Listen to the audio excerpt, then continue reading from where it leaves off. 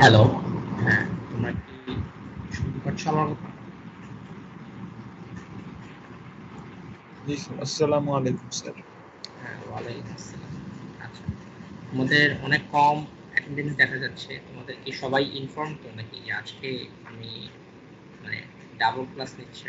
তোমাদের আগেই বলেছিলাম ক্লাস আমি গতকালকে রাতেও একটা পোস্ট দিয়েছি আর কি, যাতে তোমরা ইনফর্ম থাকো আর কি। ওকে? যাই হোক, বাকিরা আশা করি জয়েন করবে আমাদের, এবং ক্লাস তো আমি নর্মালি রেকর্ড করি, সো কেউ যদি শুরুর দিকে মিস করেও থাকে হয়তো লেকচার পরে দেখে নিতে পারবেন। ঠিক আছে, কারণ আমি সাজেস্ট করবো সবাই যাতে ফলো করে, কারণ আজকে তোমাদের সব মানে ফ্রেজারের কিছু জিনিসপত্র তোমাদের হয়তো এই সিটির সিলেবাসে আমি রেখেছি। ঠিক, যেমন তোমাদের আহ, আমার সিআর এর সাথে কথা হয়েছিল, যেমন সিআর বললো যে তোমাদের হয়তো আগামী মঙ্গলবার দিন, যেটা আমি বলেছিলাম ক্লাস টেস্ট নিব, হয়তো সিআর বললো যে বুধবার দিন তোমরা নাকি মানে দিতে যাচ্ছ আর কি। আগামী বুধবার আর কি, এই বুধবার না, আগামী বুধবার হলো 2nd জুন। তো দিতে যদি তোমাদের প্রেফার করা হয়তো একদিন আগে পরে করলে সমস্যা নেই, তবে অবশ্যই সেটা আগামী উইকের মধ্যেই দিতে হবে, এটা আমার রেস্ট্রিকশন ছিল। তো আগামী উইক 2nd জুন তোমাদের একটা ক্লাস টেস্ট আমি নিব, মানে যেটা হলো ক্লাস টাইমের বাইরে।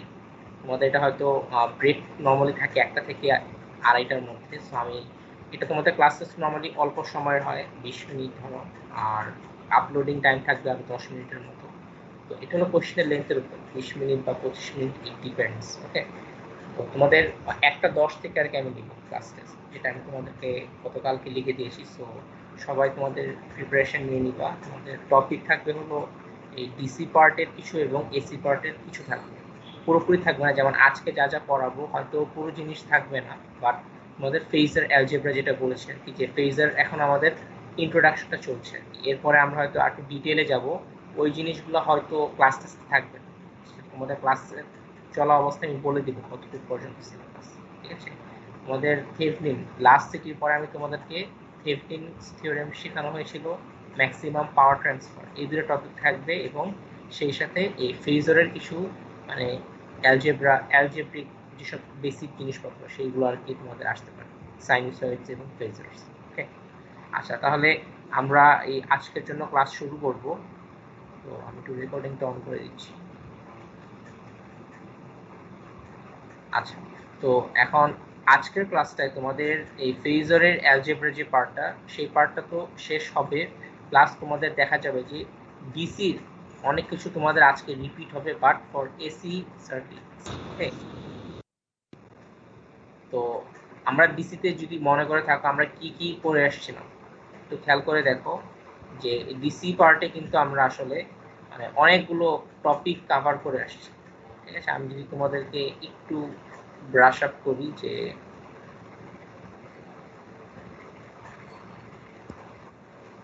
একটা স্লাইড দেখে, এটা তোমাদের একদম ফার্স্ট ক্লাসের স্লাইড ছিল। হ্যাঁ, দেখা যাচ্ছে। সো আমরা ডিসি সার্কিট যখন করেছিলাম, আমাদের nodal analysis, mesh analysis, superposition, Thevenin's theorem এবং ম্যাক্সিমাম পাওয়ার ট্রান্সফার, এই টপিকগুলো আমরা কভার করেছি। এখন এসি সার্কিটে তোমাদের এই সবগুলা মানে কি, তোমাদের ডিসি সার্কিটে যেসব অ্যানালাইসিস আমরা শিখে আসছি সেগুলো আসলে এসি সার্কিটের জন্য অ্যাপ্লিকেবল। সো আমরা এই জিনিসটা এসি সার্কিটের জন্য দেখব। ঠিক আছে? তো দেখবে যে তোমার দেখবে যে টেকনিকগুলো রিপিট হচ্ছে, বাট তোমাদের ক্যালকুলেশনগুলো একটু কঠিন হচ্ছে। কেন? কারণ ডিসিতে কাজ করা অনেক ইজি, এসিতে কাজ করা একটু কঠিন, কারণ এখানে তোমাদের একটু কমপ্লিকেসি বেশি থাকে। সেই সাথে তোমাদের আরো পরের জিনিসগুলো থাকবে, ওগুলো গ্র্যাজুয়ালি আসবে। বাট এসি সার্কিটে তোমাদের এই উপরের যে মেথডগুলো, নোড মেশ, দেখবে আজকে আমরা নোড মেশ সলভ করতেছি। তো তোমরা সবই দেখবে যে জানো মেথডগুলো, বাট ক্যালকুলেশনসগুলো ঠিক মতো করাটা আসলে ইম্পর্টেন্ট। এবং তোমরা দেখবে যে ডিসি সার্কিটে আমি তোমাদেরকে এই টেকনিকগুলো যখন শেখানো হয়েছিল, অনেকগুলো এক্সাম্পল দিয়েছি, যেখানে হয়তো 2টা এক্সাম্পল দেখালেই হতো, আমি তোমাদেরকে বিভিন্ন সিনারিও দেখানো হয়েছিল। সো এটা কারণ হলো যাতে তোমাদের বেসিকটা যাতে স্ট্রং হয়, কারণ তোমরা যদি ডিসির পার্টটা বুঝতে পারো, এসিতে আসলে রিলেট করতে খুব একটা কষ্ট হবে না। ঠিক আছে? প্লাস তোমাদের তো বইয়ে অসংখ্য এক্সাম্পল আছেই, যেমন আলেকজান্ডার সাদিকুর বইয়ে তোমাদের অসংখ্য নিউমারাস এক্সাম্পলস আছে। তো সেখান থেকে তোমরা চাইলে প্র্যাকটিস করতে পারো। আমরা এখন আর বেশি দেরি না করে আমরা মেইন কন্টেন্টে চলে যাই। আমরা লাস্ট ক্লাস সাইনুসয়েড শিখেছিলাম, যেখানে আমাদের জন্য নতুন টপিক ছিল হলো লিড এবং ল্যাগ, এই জিনিসটা শেখা। ওকে, এবং ট্রিগোনোমেট্রিতে আমরা সাইনুসয়েডাল এক্সপ্রেশন মানে ট্রিগোনোমেট্রিক রিলেশনে আমরা দেখা যাচ্ছে যে কি আমাদেরকে সেম মানে ট্রিগোনোমেট্রিক রিলেশন নিয়ে আসা লাগতো যদি দুইটা ওয়েভকে কম্পেয়ার করতে হয়। এখন ফেজরে গেলে আমাদেরকে অবশ্যই মাথায় রাখতে হবে কি ফেজর মানে হলো আসলে পজিটিভ কোসাইনে রেখে তারপরে সেটাকে মানে ম্যাগনিটিউড এবং ফেজ হিসেবে পোলার ফর্মে লেখা, তাই না? এটাই ছিল আমাদের ফেজর। তো ফেজর তোমাদের নেওয়ার জন্য অবশ্যই কি পজিটিভ কোসাইনে নিতেই হবে। এবং আমরা বলেছিলাম যে কি কিছু ক্যালকুলেশন আমাদের ফেজরে করাটা অনেক ইজিয়ার। তো সেই জিনিসগুলো আমরা আজকে দেখবো যে কিভাবে এটা আরো ইজিয়ার হচ্ছে। আমরা লাস্ট ক্লাসে এই যে এরকম v1 v2 দুইটা এক্সাম্পল যেটা আমরা সাইনুসয়েড হিসেবে চেক করে আসছিলাম এই জায়গাতে, সে একই দুইটা সাইনুসয়েড আসলে আমরা এবার ফেজারেও কম্পেয়ার করলাম লাস্ট ক্লাসে। আমাদের লাস্ট ক্লাসের রিভিউ। এখন আমরা একটু যাই যে এবং এই ক্যালকুলেশনসে তোমাদের এই ডায়াগ্রাম একটা ডায়াগ্রাম, এই ডায়াগ্রামটা ততটা ইম্পর্টেন্ট না, বা তোমাদের জাস্ট বোঝার জন্য তোমাদের মাথায় রাখতে হবে। এটা কিন্তু কোথাও নাই, বইয়ের কোথাও নাই, এটা জাস্ট তোমাদের একটা সুবিধার জন্য দেখানো হয়েছিল যে এরকম একটা কোয়াড্রেন্ট ডায়াগ্রাম যদি আমরা আঁকি, এখানে পজিটিভ কস, এখানে নেগেটিভ কস, এখানে পজিটিভ সাইন নেগেটিভ সাইন, এবং ক্লকওয়াইজ যদি যাই আমরা তাহলে কি আমাদের পজিটিভ অ্যাঙ্গেল আসবে, আর অ্যান্টি ক্লকওয়াইজ দিলে নেগেটিভ। সো এরকম ওয়েতে আমাদের যদি আমরা যদি ফেজর কনভার্সন করি আমাদেরকে কিন্তু অবশ্যই তোমাদেরকে পজিটিভ সাইনে আসতে হবে, ঠিক আছে? আমাদেরকে কিন্তু পজিটিভ কোসাইনে আসতেই হবে ফেজরে নেওয়ার জন্য। তো এই কারণে তোমাদের দেখো আমি একটা এরকম একটা সিম্পল ডায়াগ্রাম দেখানো হয়েছে, কোয়াড্রেন্ট ডায়াগ্রাম, যেখানে তোমাদের আলটিমেটলি কি কোসাইনের জন্য কোনো কিছু লেখা নেই, কারণ আমরা কোসাইনে যাব। তো কোসাইনে যেতে গেলে অন্যান্য ফর্ম থেকে আমাদেরকে কি দিয়ে মাল্টিপ্লাই করতে হবে সেটা এখানে দেখানো আছে। যে আমরা যদি কোনো সাইন ওমেগা টি থাকে সেটা আমরা টাইম এক্সপ্রেশনে কি করতাম, যেহেতু 90 ডিগ্রি অ্যান্টি ক্লকওয়াইজ যাব আমরা -90 দিতাম ব্র্যাকেটের ভিতরে। তো সেটার মানে মিনিং হলো আসলে 1 অ্যাঙ্গেল -90 দিয়ে গুণ করা সেই নাম্বারটাকে, তাই তো? 1 কেন? কারণ যাতে আমাদের অ্যামপ্লিটিউড চেঞ্জ না হয়, ইউনিটি থাকে, মানে 1 দিয়ে গুণ করলে তো আগের অ্যামপ্লিটিউডটা সেমই থাকবে। আর অ্যাঙ্গেল 90 কেন? কারণ তুমি চিন্তা করে দেখো এই যে -10 cos ওমেগা টি প্লাস 50, তো 10 10ই থাকবে, এটাকে 1 দিয়ে মাল্টিপ্লাই করলে চেঞ্জ হবে না। আর cos ওমেগা টি যেহেতু মাইনাস cos, এটাকে প্লাস cos করতে গেলে আমার এখানে প্লাস মাইনাস 180 করা লাগতো, সেটা আসলে অ্যাঙ্গেল 180, ঠিক আছে? সো আমাদের কি দিয়ে মাল্টিপ্লাই করতে হবে সেটাই তোমাদের এখানে নিচে দেখানো হচ্ছে। একটা হলো 1 অ্যাঙ্গেল -90 যদি আমরা সাইন থেকে কোসাইনে যাই, অথবা যদি মাইনাস সাইন থেকে কোসাইনে আসতে হয় তাহলে কি পজিটিভ দিকে মানে ক্লকওয়াইজ 90 ডিগ্রি আসতে হবে, তার মানে 1 অ্যাঙ্গেল 90 দিয়ে গুণ করতে হবে। Same argument goes for minus cos omega T. এখান থেকে যদি আমাদের cos-এ আসতে হয় প্লাস 180 অথবা মাইনাস 180 দিয়ে আমরা আসতে পারি। আর তোমাদের এখানে ওই যে এরকম সিচুয়েশনে যেখানে তোমাদের দুইটা অপশন থাকে প্লাস মাইনাস 180, তখন আমাদেরকে একটু বুঝে করতে হবে। আমরা ধরো v1টাকে একটা করব এবং v2টাকে বের করার সময় আমরা দেখব যে অ্যাঙ্গেলটা কি 180 বেশি হয়ে যাচ্ছে নাকি। বেশি হয়ে গেলে তখন আমরা এটাকে একটা 360 ডিগ্রি দিয়ে প্লাস অথবা মাইনাস করে এটাকে এই অ্যাঙ্গেলের কাছাকাছি নিয়ে আসতে হবে, ঠিক আছে? এটার কারণটা হলো কেন, কারণ এগুলো আসলে কি পিরিয়ডিক ওয়েভ, তো 360 পর পর এরা আসলে রিপিট করে। সো এর জন্য আমাকে 360 সাইকেল আগানো বা পিছানো এই কাজটা করে আমাকে নিয়ারেস্ট দুইটা পয়েন্টকে কম্পেয়ার করতে হবে। আচ্ছা, এবার আমরা যাই, এটার আরো অনেক মানে সুবিধা আছে ফেজারে ক্যালকুলেশন করার, ঠিক আছে? প্রথমত আমরা এটার একটু ইয়াটা দেখবো যে ডায়াগ্রামে বা আমাদের জিনিসটা কিভাবে রিপ্রেজেন্ট করি। তো ফেজার আসলে কি, এটা আসলে কমপ্লেক্স নাম্বার, যেটা আসলে কি ভেক্টর, তাই না? আমরা যখন নর্মালি ভেক্টর আঁকি আমরা কিভাবে, ধরো এ একটা ভেক্টর 2 + j3, বি একটা ভেক্টর 5 + j2। এখন সি ভেক্টরটা যদি লেখা থাকে যে সি সমান হলো a + b, তার মানে কি তাদেরকে ভেক্টর অ্যাডিশন করতে হবে। সো ডায়াগ্রামে আসলে এটা কি হবে, এ ভেক্টর এবং বি ভেক্টরের যোগফল, তাই না? তো আমি এখানে একটা ডায়াগ্রাম দেখাই যেখানে তোমাদের এ ভেক্টরটা দেখানো আছে কি, ধরো রিয়েল এক্সিস, এটা হলো তোমার রিয়েল এক্সিস, এটা হলো imaginary, this is the real axis, আর এটা হলো আমাদের ইমাজিনারি এক্সিস। তো এইভাবে আমাদের এ পয়েন্টটা লেবেল করা আছে একটা ভেক্টর হিসেবে, বি পয়েন্টটা আমাদের লেবেল করা আছে একটা ভেক্টর হিসেবে। তখন আমাদের সি কে লিখতে পারি কি a + b, যদি এইভাবে লেওয়া থাকে তার মানে কি তোমাদের মানে ভেক্টর অ্যাডিশন মানে হলো আসলে কি এখানে এই দুইটা ভেক্টরের যোগফল। তো তোমাদের যদি তুমি মনে করে থাকো যে আমরা যখন তোমরা ফিজিক্সে করতা ভেক্টর অ্যাডিশন করা মানে কি ছিল, এ আর বি যে প্যারালেলোগ্রাম সেটার ডায়াগোনালটাই কি আসলে তার যোগফল। এটা হলো একটা ওয়ে চিন্তা করার। আরেকটা ওয়ে হলো যেটা আমরা নর্মালি করব, আমরা অবশ্যই এটাকে প্যারালেলোগ্রাম দিয়ে করা যেতে পারে, বাট আরেকটা ইজিয়ার ওয়ে হলো আমরা এগুলোকে হেড টু টেল ডায়াগ্রাম হিসেবে আঁকবো। ঠিক আছে, আমি তো এখানে দেখাই যে ধরো এটা আমার এ ভেক্টর এই দিকে আসলো আর বি ভেক্টরটা আমার এই দিকে আসলো। আচ্ছা এটা বাদ দাও, ধরো এটা আমার বি ভেক্টরটা আমার এদিকে আসলো। সো এখন তাদের অ্যাডিশনটা কিভাবে করবো, একটা হলো প্যারালেলোগ্রাম রুল দিয়ে করা যায়, আর একটা হলো আমরা হেড টু টেল, এটা হলো আমার এ, এটা হলো আমার B. So in that case তখন আমাদের হেড টু টেল ডায়াগ্রাম দিয়ে আমরা করতে পারি। সেটা হলো কি, এ বি কে যদি আমরা হেড টু টেল জয়েন করতে থাকি, ধরো এ এখানে আর বি এখানে, আমি ধরো এটাকে শিফট করে এদিকে নিয়ে আসলাম, এদিকে নিয়ে আসলাম, দিস ইজ এ, এটা করা যেতে পারে। তো তখন আমাদের হেড টু টেল যদি আমরা যাই, তাহলে স্টার্টিং পয়েন্ট থেকে এন্ড পয়েন্ট পর্যন্ত যে ভেক্টরটা আসবে সেটাও কিন্তু আসলে আমার রেজাল্টেন্ট ভেক্টর, তাই না? This is my resultant vector, যেটা হলো সি। সো এভাবেও কিন্তু তোমরা চিন্তা করতে পারো। ঠিক আছে, তো আমাদের যদি দুইটা না, আমাদের যদি আরো অনেকগুলা ভেক্টর থাকে, ধরো তোমাদের এটা হলো এ ভেক্টর, ঠিক আছে, এটা হলো বি ভেক্টর, এটা হলো বি ভেক্টর, আর তারপরে তোমাদের ধরো এইটা হলো সি ভেক্টর। এখন আমাদের দেওয়া আছে D is equal to A plus B plus C, তিনটার যোগফল। তো আমাদের তিনটাকে আসলে কি হেড টু টেল জয়েন করতে হবে।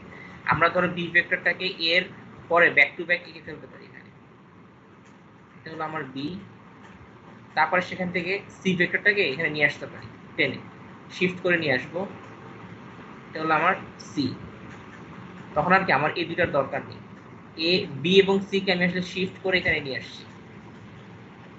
এখন আমার রেজাল্টেন্ট ভেক্টরটা কি হবে, হেড টু টেল জয়েন করতে হবে। স্টার্টিং পয়েন্ট ছিল এটা আর ফিনিশিং পয়েন্ট হলো এটা। সো এই হেড টু টেল জয়েন করলে আমি যে রেজাল্টেন্ট ভেক্টরটা পাবো সেটা হলো আমার ডি ভেক্টর। সো এটা অ্যাকচুয়ালি গ্রাফিক্যালি আমরা এভাবে অ্যাড করি। সো এই ডায়াগ্রামটা আমাদের পরে লাগবে, অনেক কাজে লাগবে আমরা যখন ভেক্টর ডায়াগ্রাম বা ফেজর ডায়াগ্রাম আঁকবো। ঠিক আছে, আপাতত তোমাদেরকে ফেজর অ্যালজেব্রা শেখানো হচ্ছে, ফেজর ডায়াগ্রাম তোমাদেরকে পরে আমি আবার দেখাবো, যেটা একটু ট্রিকি। ঠিক আছে, তোমাদের ক্যালকুলেশনস অ্যানালাইসিস করার জন্য ফেজর ডায়াগ্রামটা প্রথমে শিখতে গেলে একটু কঠিন, বা তোমাদের যদি একটু এই কনসেপ্টটা মাথায় রাখো তাহলে তোমাদের বুঝতে অনেক ইজি। সো আপাতত আমরা vector phasor diagram is nothing but vector diagram.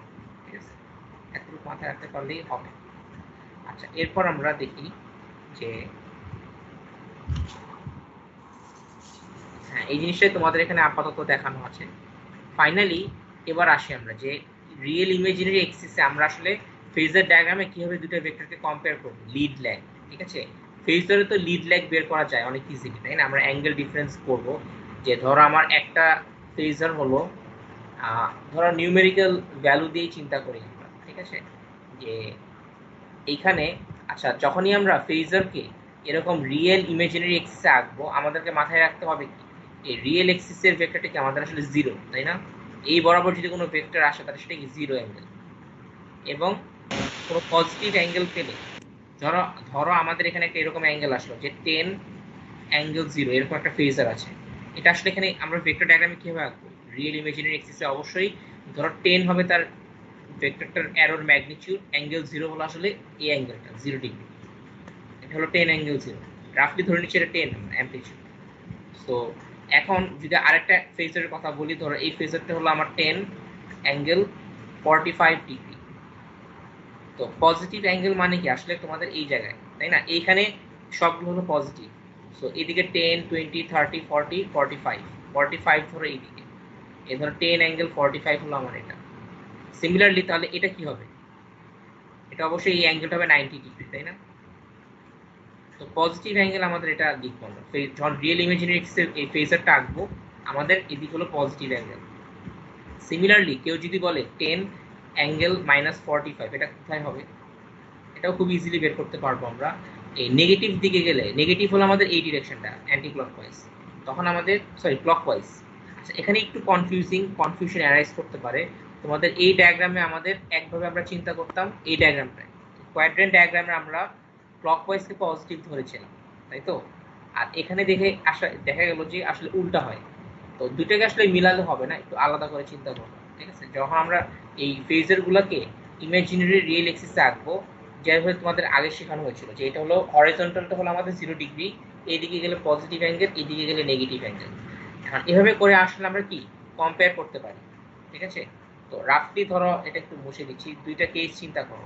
ধরো তোমাদেরকে এটা বাদ, এটাও বাদ দিলাম, ওকে? তোমাদেরকে ধরো দুইটা ভোল্টেজ ওয়েভফর্ম দেওয়া আছে ফেজারে, একটা হলো V1 সমান 10 অ্যাঙ্গেল 45, আর একটা হলো V2 সমান 10 অ্যাঙ্গেল -45। এখন তোমরা বলো তো কে লিডিং কে ল্যাগিং, কে কাকে লিড করতেছে, এটা কিভাবে বের করবে? V1 হলো আমার এটা ধরো 10 অ্যাঙ্গেল 45, আর V2 হলো আমার যেহেতু -45, তার মানে নেগেটিভ দিকে এইদিকে 45 ধরলাম আমরা, এটা হলো আমার 10 অ্যাঙ্গেল -45, এটা হলো আমার V2। এখন আমাকে বলো কে লিডিং কে ল্যাগিং, V1 লিডিং নাকি V2 লিডিং? হ্যাঁ, তো আমরা যদি ওই ক্যালকুলেশনটা করি, আমাদের এখানে কি করতে হবে, জাস্ট যেহেতু দুইটাই কোসাইনে, ফেজার মানে কি আসলে তাদেরকে কোসাইনেই লেখা আছে, পজিটিভ কোসাইনে, তখন আমার অ্যাঙ্গেল ডিফারেন্সটা দেখতে হবে যে ডেল্টা ফাই হলো আমাদের V1 এর অ্যাঙ্গেল মাইনাস V2 এর অ্যাঙ্গেল হলো -45, বললে কত আসবে? 90 ডিগ্রি, তাই না? এখানে দেখো যে 90 ডিগ্রি, কিন্তু এখানে 45, এখানে 45, তাদের মধ্যে ফেজ ডিফারেন্স হলো 90 ডিগ্রি। এখন এই ডায়াগ্রামে যে আগে থাকবে সেই তো লিডিং হবে, তাই না? এই ডায়াগ্রামে যখন আমরা দুটো ভেক্টর রাখবো, এইটা আগে, so that means this is leading. আরো কয়েকটা সিনারিও আমরা দেখি, এটা মুছে ফেলতেছি, ওকে? এটা তো একটা এক্সাম্পল দেখলাম। আরেকটা আমরা বলতে পারি এভাবে যে ধরো তোমাদের একটা ভেক্টর V1 দেওয়া আছে এভাবে, এটা ধরো তোমাদের দেওয়া V1, আর এটা ধরো তোমাদের দেওয়া V2। এখনো বলো তো কে লিডিং কে ল্যাগিং? যে আগে থাকবে সেই লিডিং, তাই না? কারণ এর অ্যাঙ্গেলটা অবশ্যই বড়, এই বড় অ্যাঙ্গেল মাইনাস ছোট অ্যাঙ্গেল করলে আমরা অবশ্যই কি পাবো? পজিটিভ অ্যাঙ্গেল পাবো, সো V1 লিডিং। সিমিলারলি যদি এখানে একটা অ্যাঙ্গেল দিয়ে দেই V3, তখন আমাকে বলো এই V1 V2 V3 এর মধ্যে কে লিডিং সবচেয়ে বেশি? অবশ্যই V3, তাই না? কারণ পজিটিভ দিকে সে আগিয়ে আছে, ওকে?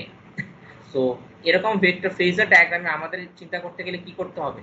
কনফিউশন আসবে যখনই আমরা এই দিকে যাব, এরকম সিচুয়েশন আসলে তখন কনফিউশন অ্যারাইজ করবে। ধরো এরকম একটা দিয়ে দিলাম, এটা হলো V4। এখন আসলে লিডিং ল্যাগিং বলাটা একটু ডিফিকাল্ট, কারণ এইভাবে তো আসলে তুমি এটাকে 180 ডিগ্রিও বলতে পারো, আবার -180ও বলতে পারো। তো এই সিচুয়েশনটা আসলে একটু ডিফিকাল্ট, ঝামেলা। এরকম এক্সাম্পল আমরা যদি পাই তখন আমরা দেখবো। আপাতত কি এই ফেজারটাকে যখন আমরা এরকম রিয়েল ইমেজিনারি এক্সিসে আঁকবো, যে আগিয়ে থাকবে সে আসলে লিডিং, খুব ইজিলি বের করা যায়, ঠিক আছে? তো আমরা জিনিসটা সাইনুসয়েডাল এক্সপ্রেশনেও দেখেছি, এখানেও আমরা একটু দেখলাম, ওকে? আপাতত আমরা এটা না রাখলেও হবে, এটার আসলে কোনো সিগনিফিকেন্স নাই। এই জিনিসগুলো তোমাদেরকে জাস্ট বোঝানোর জন্য দেওয়া হয়েছে। সো এই ডায়াগ্রামটা তোমরা এখন দেখলে বুঝবে, এখানে যে ল্যাগিং ডিরেকশন দেওয়া, লিডিং ডিরেকশন, তার মানে কি এদিকে যে আগিয়ে থাকবে সে আসলে লিডিং, সেটাই বুঝাচ্ছে। স্যার একটা কোশ্চেন ছিল স্যার। হ্যাঁ বাবা। স্যার একটা ফেজে যদি সেকেন্ড কোয়াড্রেন্টে থাকে আর একটা যদি থার্ড কোয়াড্রেন্টে থাকে, তখন আমরা এটা এবং কিভাবে এটা, আচ্ছা, তখন তোমাদের বলা যেতে পারে যে আমি যদি V4টাকে এদিকে নিয়ে আসি,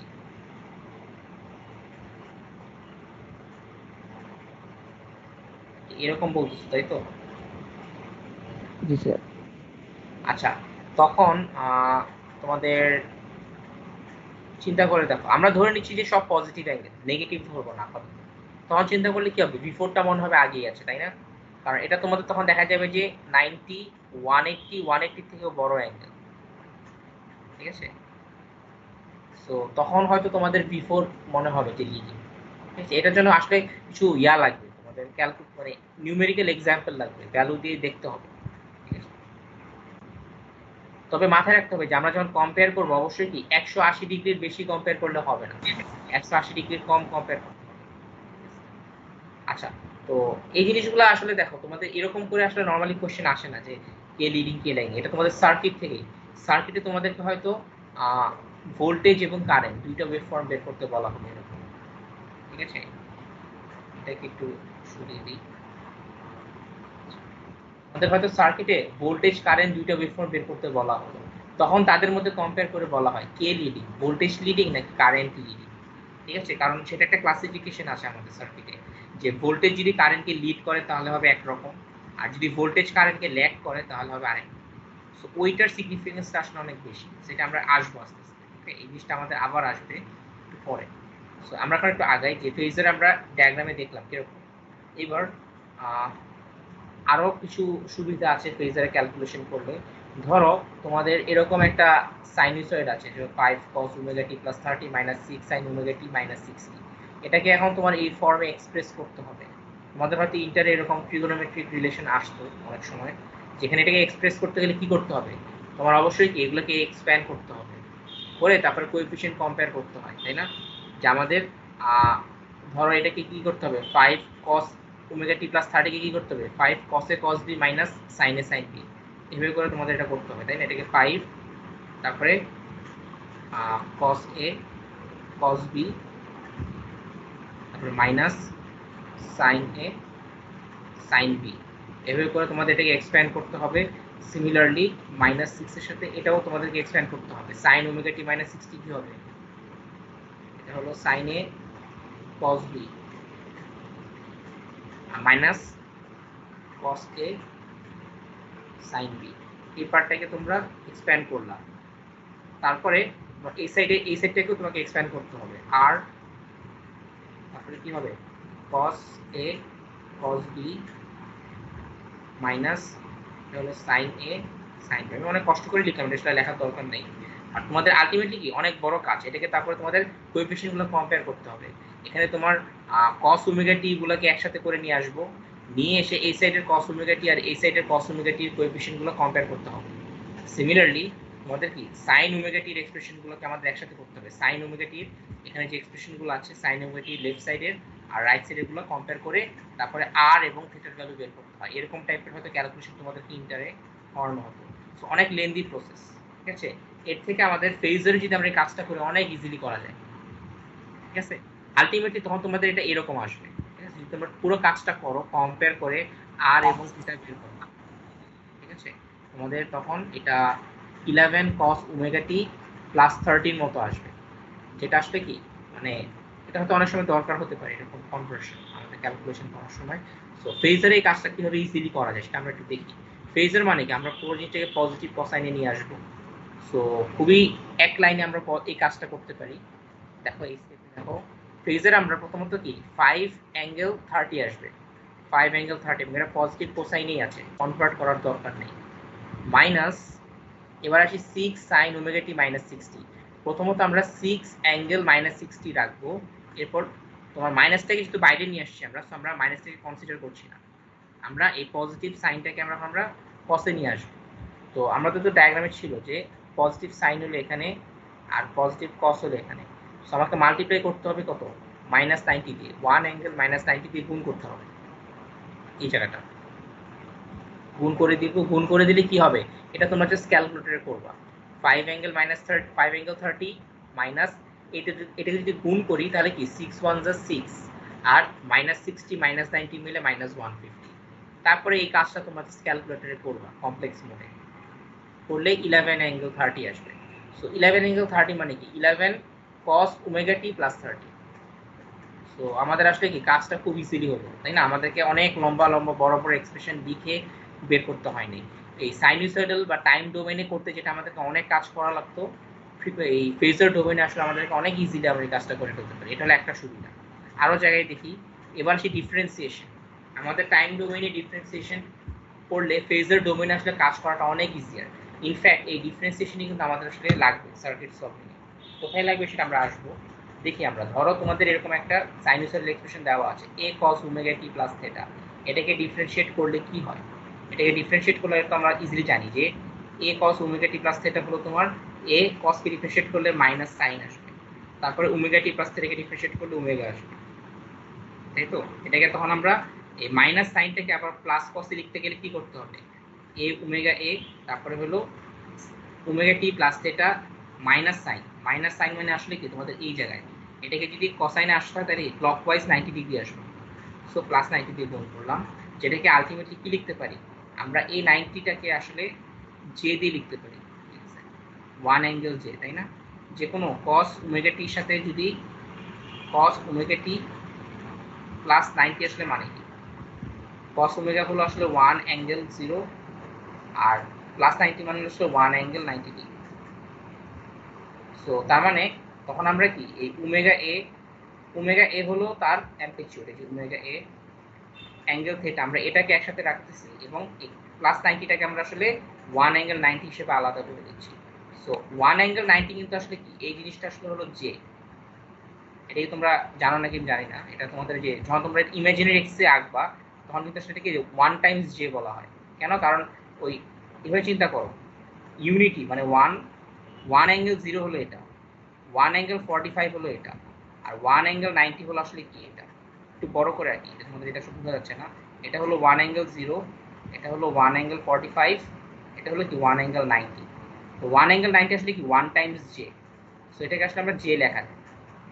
এখান থেকে আমাদের ফাইনালি যেটা আমরা বুঝলাম সেটা হলো কি, যে টাইম ডোমেইনে ডিফারেন্সিয়েশন মানে হলো আসলে কি ফেজার ডোমেইনে জে ওমেগা দিয়ে মাল্টিপ্লাই করা। একটু খেয়াল করে দেখি যে আমাদের ইনফ্যাক্ট আমাদের স্টার্টিং পয়েন্ট ছিল এরকম যে আমাদের গিভেন ফেজার ছিল এ অ্যাঙ্গেল থেটা ডিগ্রি, এটা ছিল আমাদের গিভেন ফেজার। এটাকে যদি আমাদের ডিফারেন্সিয়েশন করি আমরা রেসপেক্ট টু টি, তাহলে এই ফেজারটা আমরা অ্যাকচুয়ালি কি পাবো, অ্যাকচুয়ালি জে ওমেগা দিয়ে মাল্টিপ্লিকেশন হবে,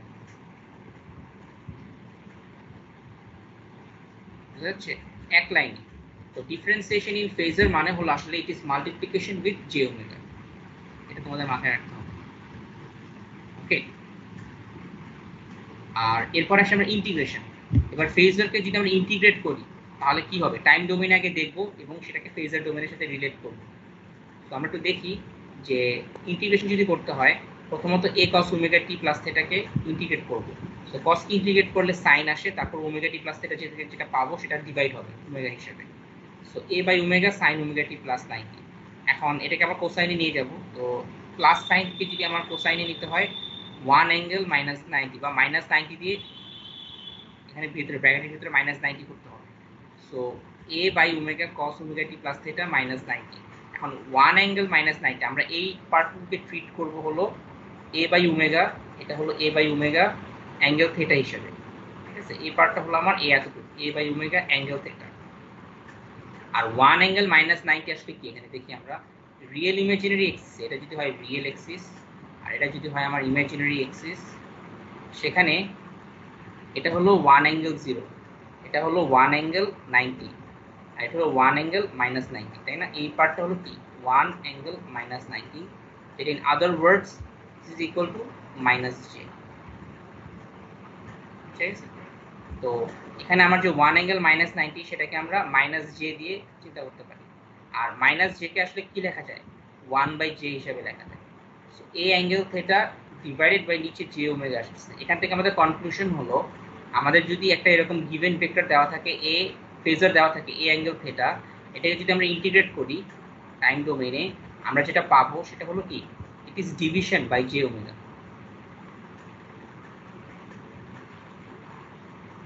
এই দুটো লাইনকে আমরা বুঝতেছি নাকি? দিস ইজ ভেরি ইম্পর্টেন্ট, আমাদের নেক্সট স্টেপসগুলো বোঝার জন্য এই দুইটা ওয়ার্ড আসলে খুবই ইম্পর্টেন্ট। যে ডিফারেন্সিয়েশন অফ আ ফেজার মানে হলো আসলে যে কোনো একটা ফেজারকে ডিফারেন্সিয়েট করা মানে হলো জে ওমেগা দিয়ে মাল্টিপ্লাই করা। ওমেগাটা কোথা থেকে আসতেছে, অবশ্যই সেই ফেজারটার একটা সাইন কোসাইন তার একটা অ্যাঙ্গুলার ফ্রিকোয়েন্সি থাকবে, সেই ফ্রিকোয়েন্সিটা।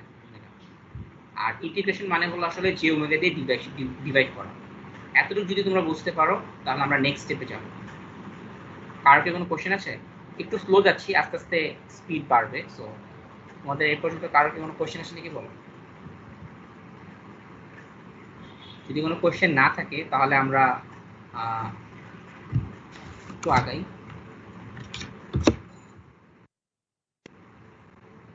একটা এক্সাম্পল তো এটাকে রাখলাম, একটা এক্সাম্পল দেখবো। আচ্ছা, তোমাদের আজকে অ্যাটেন্ডেন্স অনেক কম, অনেককেই এখনো দেখা যাচ্ছে যে ক্লাসে জয়েন করো না।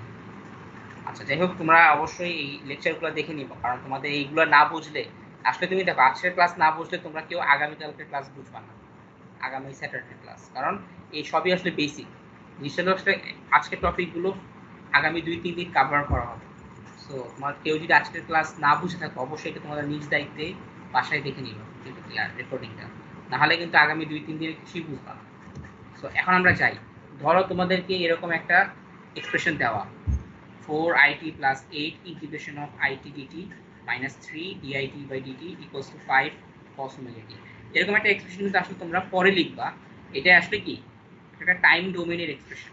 কেন? কারণ এখানে it কারেন্টটাকে টাইমের রেসপেক্টে লেখা আছে, তাই তো, ফাংশন হিসেবে।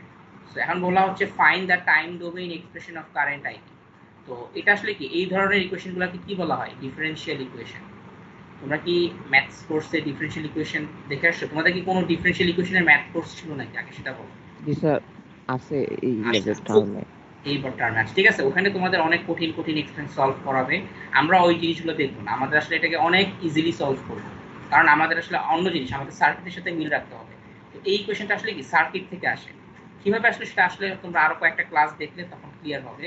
আপাতত জেনে রাখো যে এটা একটা এসি সার্কিট থেকে আনা হয়েছে টাইম ডোমেইন এক্সপ্রেশনটা, যেখানে তোমরা দেখবা যে এই এরকম এই টার্মগুলো আসলে কি সোর্স থেকে আসে, এই টার্মগুলো বিভিন্ন এলিমেন্ট থেকে আসে। এটা আসে তোমাদের রেজিস্টার থেকে, ক্যাপাসিটর, ইন্ডাক্টর থেকে আসে। যাই হোক, আলটিমেটলি তোমাদের এই এক্সপ্রেশনটাকে সলভ করতে হবে আইটির জন্য।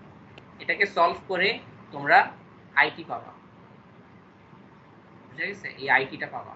সো তোমাদের এটা টাইম ডোমেইনে বের করতে বলা হচ্ছে। এখন এইভাবে কাজ করাটা আমাদের জন্য অনেক কঠিন। তোমরা দেখবা তোমাদের এই জিনিসটা টাইম ডোমেইনে সলভ করানো শিখাবে ওই কোর্সে, বাট আমরা তো কঠিনে যাব না, আমরা ফেজারে কাজ করব। অনেক ইজিলি জিনিসটা করা যায়। কেমনে? আমরা জিনিসটা হলো আমরা এই টাইম এক্সপ্রেশনটাকে ফেজারে কনভার্ট করব, ঠিক আছে?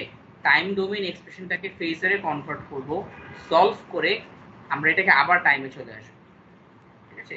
স্টেপসটা হলো আমরা প্রথমে এটাকে ফেজারে কনভার্ট করব, এটাকে সলভ করব, সলভ করে আবার টাইম ডোমেইনে চলে আসবো। তো এখন দেখি কনভার্সনটা কিভাবে করতে হয়।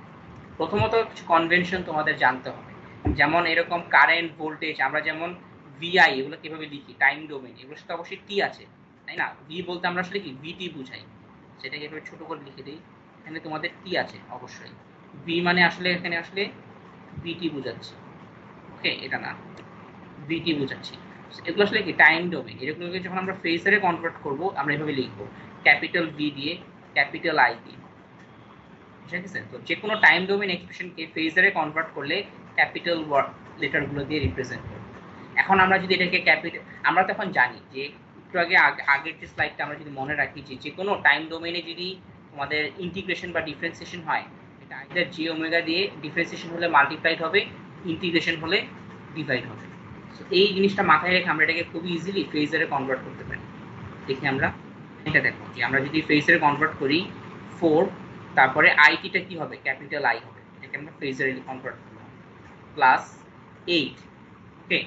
এরপরে ইন্টিগ্রেশন অফ আইটি, আমরা কি জানি যে টাইম ডোমেইনে ইন্টিগ্রেশন মানে হলো ফেজার ডোমেইনে সেটা জে ওমেগা দিয়ে ডিভাইড করা। So capital I divided by J omega. আচ্ছা, এখানে একটু মাথায় রাখতে হবে এই 2টা আসলে কই থেকে, এখানে তো কোথাও ওমেগা দেওয়া নেই, তাই না? অবশ্যই আছে। দেখো এরকম সিচুয়েশনে দেখবা যে তোমাদের যে কোসাইন টার্মটা, এই কোসাইনের যে অ্যাঙ্গেলটা ওমেগাটি, সেই ওমেগাটি আসলে সবারই এখানে ফ্রিকোয়েন্সি সেম, আমরা একটা ফ্রিকোয়েন্সিতে সলভ করি, ওকে। আমরা যখন ফেজার ডোমেইনে কাজ করি আমরা এটাকে একটা ফ্রিকোয়েন্সিতে সলভ করি, তার মানে এটার ফ্রিকোয়েন্সি যেহেতু 2 রেড পার সেকেন্ড, এখানে যতগুলো ফেজার সবারই আসলে ওই ফেজারের ওমেগাটা হলো 2।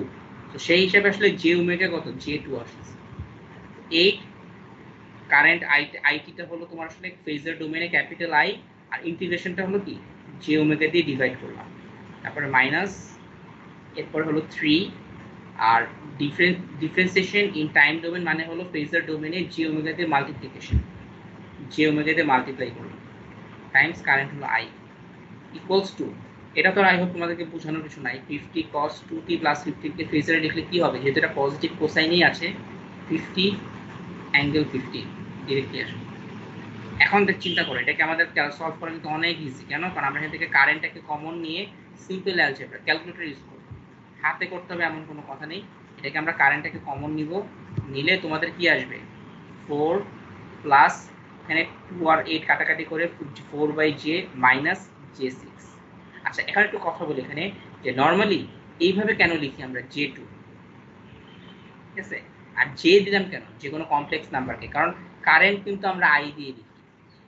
এখন কমপ্লেক্স নাম্বারে যদি আমরা 4i দিই আমরা কিন্তু কনফিউজড হয়ে যাব, এটা কি কারেন্ট নাকি এটা কমপ্লেক্স নাম্বার। ঠিক আছে, সো আমরা এখানে এই ইলেকট্রিক্যাল কোর্সের জন্য যত জায়গায় কমপ্লেক্স নাম্বার পাবো সেখানে সেটাকে কমপ্লেক্স নাম্বারটাকে জে দিয়ে দিই।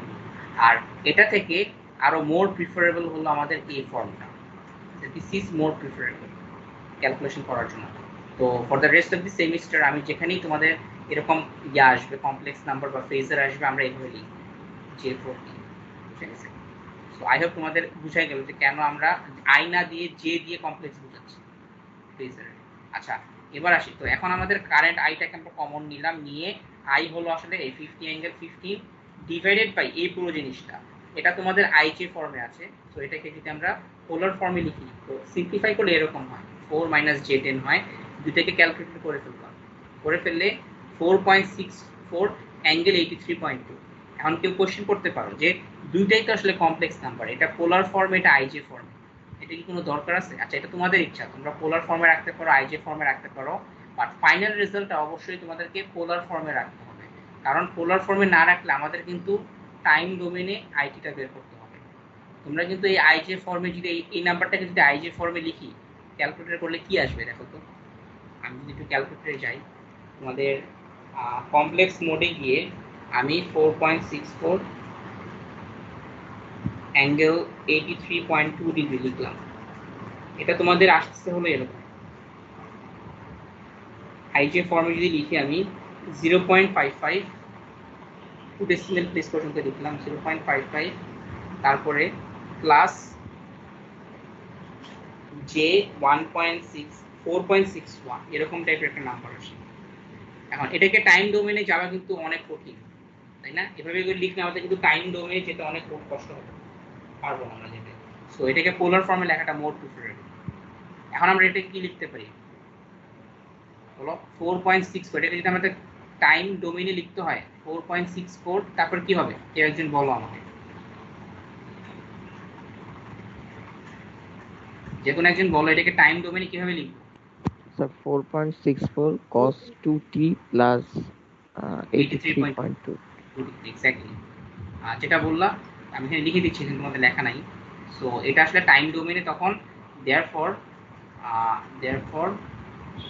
টাইম ডোমেনের আইটিটা হবে আমার 4.64 cos 2t plus 83.2 ডিগ্রি, এটাই তোমাদের আসলে বের করতে বলা হয়েছে। সো আসলে ফেজার ডোমেনে কাজ করাটা তোমাদের জন্য অনেক ইজি।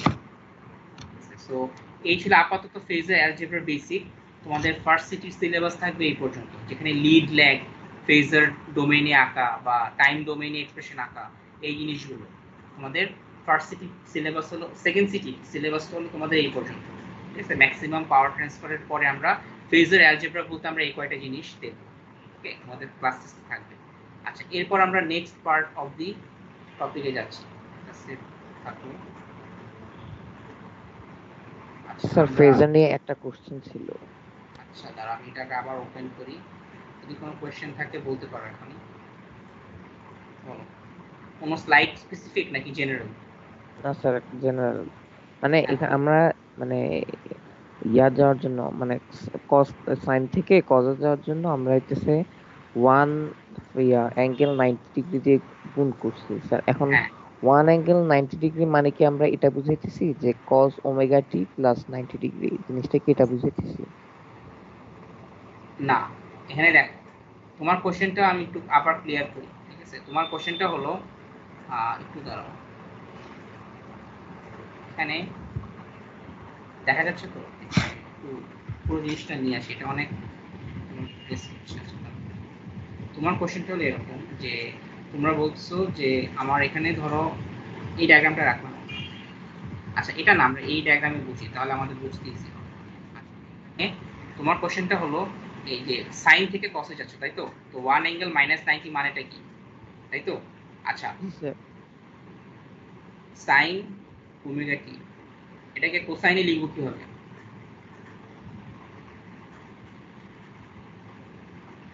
বলো? কোসাইনে লিখতে গেলে আমাদের কি করতে হবে, তোমাদেরকে এটাকে cos ওমেগা টি মাইনাস 90 দিতে হবে, তাই না? জি স্যার। আচ্ছা, তো এখানে দেখো যে cos যদি আমরা sin 0 আর cos 90 আসলে কি তোমাদের মাইনাস 90 আসলে সেম আসবে। জি স্যার। হ্যাঁ, তো sin ওমেগা টি হলো তোমাদের আসলে cos ওমেগা টি মাইনাস 90। তো ফেজারে যখন আমরা করব প্রথমত কি sin এর অ্যামপ্লিটিউডটা হলো এখানে 1, অ্যাঙ্গেলটা হলো এখানে 0, তার সাথে এই যে মাইনাস 90 আসতেছে, যে এটার থেকে আমরা আসলে 1 অ্যাঙ্গেল মাইনাস 90টা মাল্টিপ্লাই করব,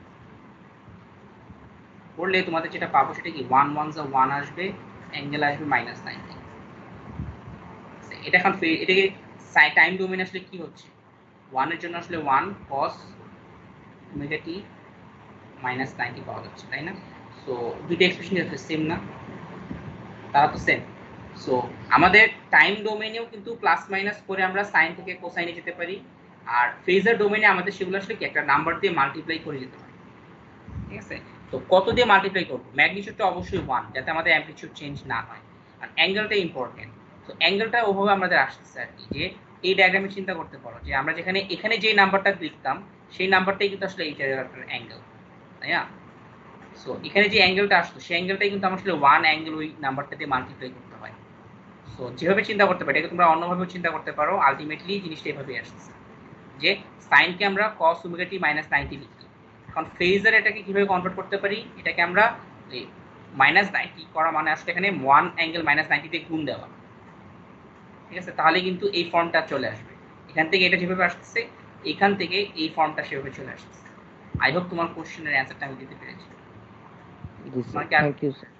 আচ্ছা, ওকে। সো আমরা এবার একটু নেক্সট পার্ট অফ দি টপিকে যাই। এর মধ্যে আমরা একটু ব্রেক নিব মাঝখানে, ঠিক আছে? একটু দেখি, তারপর আমরা ব্রেক নিব, এটা একটু বেসিক জিনিসপত্র কভার করার আছে, এরপর আমরা ব্রেক নিব, ওকে? সো যেহেতু এটা লেন্দি ক্লাস, তো আমি চেষ্টা করব তোমাদের যাতে খুব কঠিন না হয়। আচ্ছা, এবার এটা হলো তোমাদের নেক্সট স্লাইড। আমি দুইটা স্লাইড আলাদা করলাম যাতে তোমাদের ক্লাস টেস্টের ইয়েটা বোঝা যায়। ক্লাস টেস্ট হলো ওই স্লাইড পর্যন্ত, আর এটা তোমাদের আপাতত ক্লাস টেস্টে থাকবে না, এখন যা যা করা হবে দেখি আমরা এবার, ওকে?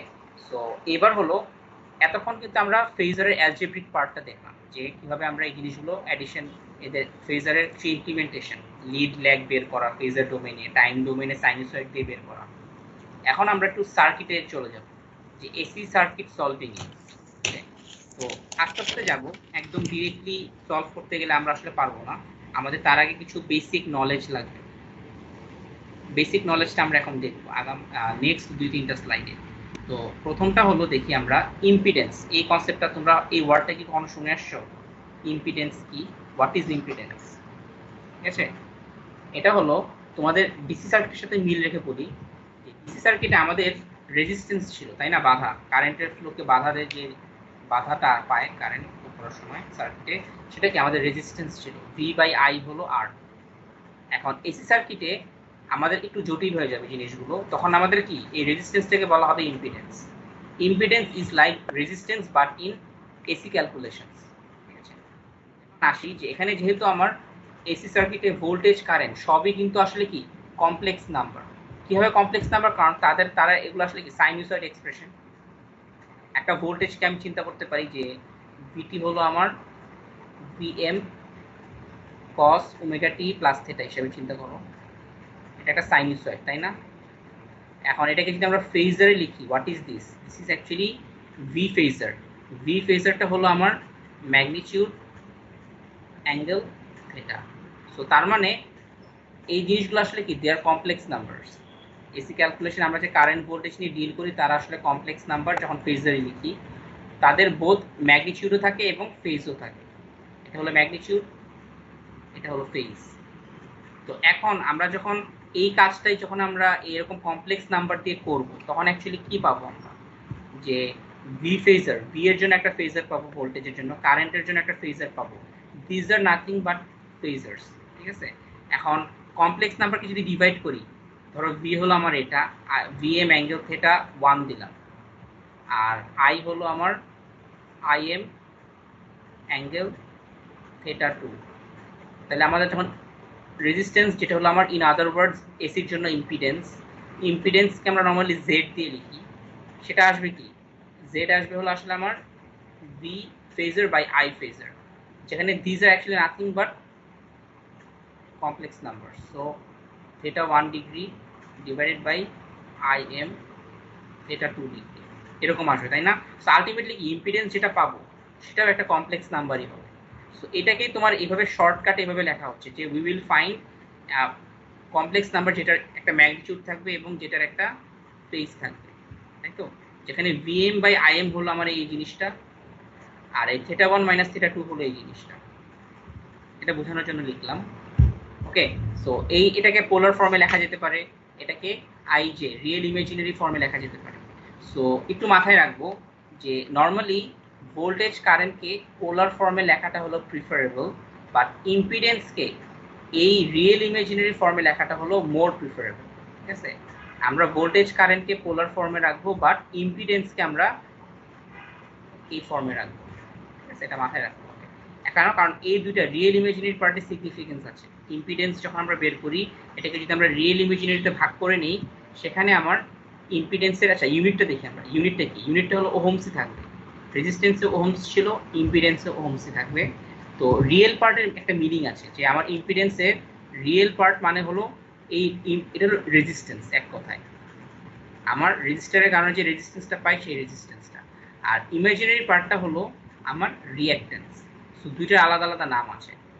The real part is the resistance, imaginary part is the reactance। এবং কোনটা কার জন্য আসে, সার্কিটে যদি রেজিস্টার থাকে সেগুলোর জন্য আমার রেজিস্ট্যান্স আসবে, আর সার্কিটে যদি ক্যাপাসিটর বা ইন্ডাক্টর থাকে তাহলে সেখানে আমার রিঅ্যাক্ট্যান্স আসবে। ওকে, সো এই জন্য বললাম যে ইম্পিডেন্সটাকে আমরা চাইলে এই ফর্মেও লিখতে পারি, একটা ভ্যালু ম্যাগনিটিউড অ্যাঙ্গেল থিটা দিয়ে, অথবা আই রিয়েল ইমাজিনারি ফর্মে লিখতে পারি, কারণ they are nothing but different forms of complex number. But ইম্পিডেন্সের জন্য this form is more preferable. কেন? কারণ এখানে আমাদের রেজিস্ট্যান্স এবং রিঅ্যাক্ট্যান্স আলাদা করে দেখা যায়, এই অ্যাঙ্গেল এই পোলার ফর্মে তো আমরা দেখতে পারবো না, এই জন্য this form is more preferable, আর প্লাস জে এক্স ফর্ম। এবার আসি হলো ইন্ডাক্টর আর ক্যাপাসিটর নিয়ে একটু অল্প কথা বলতে চাচ্ছি, কারণ এটা তোমরা ক্যাপাসিটর হয়তো পড়ে আসছো, ইন্ডাক্টর হয়তো ওরকম করে পড়ো নাই, বা অনেকে হয়তো দেখে আসছো।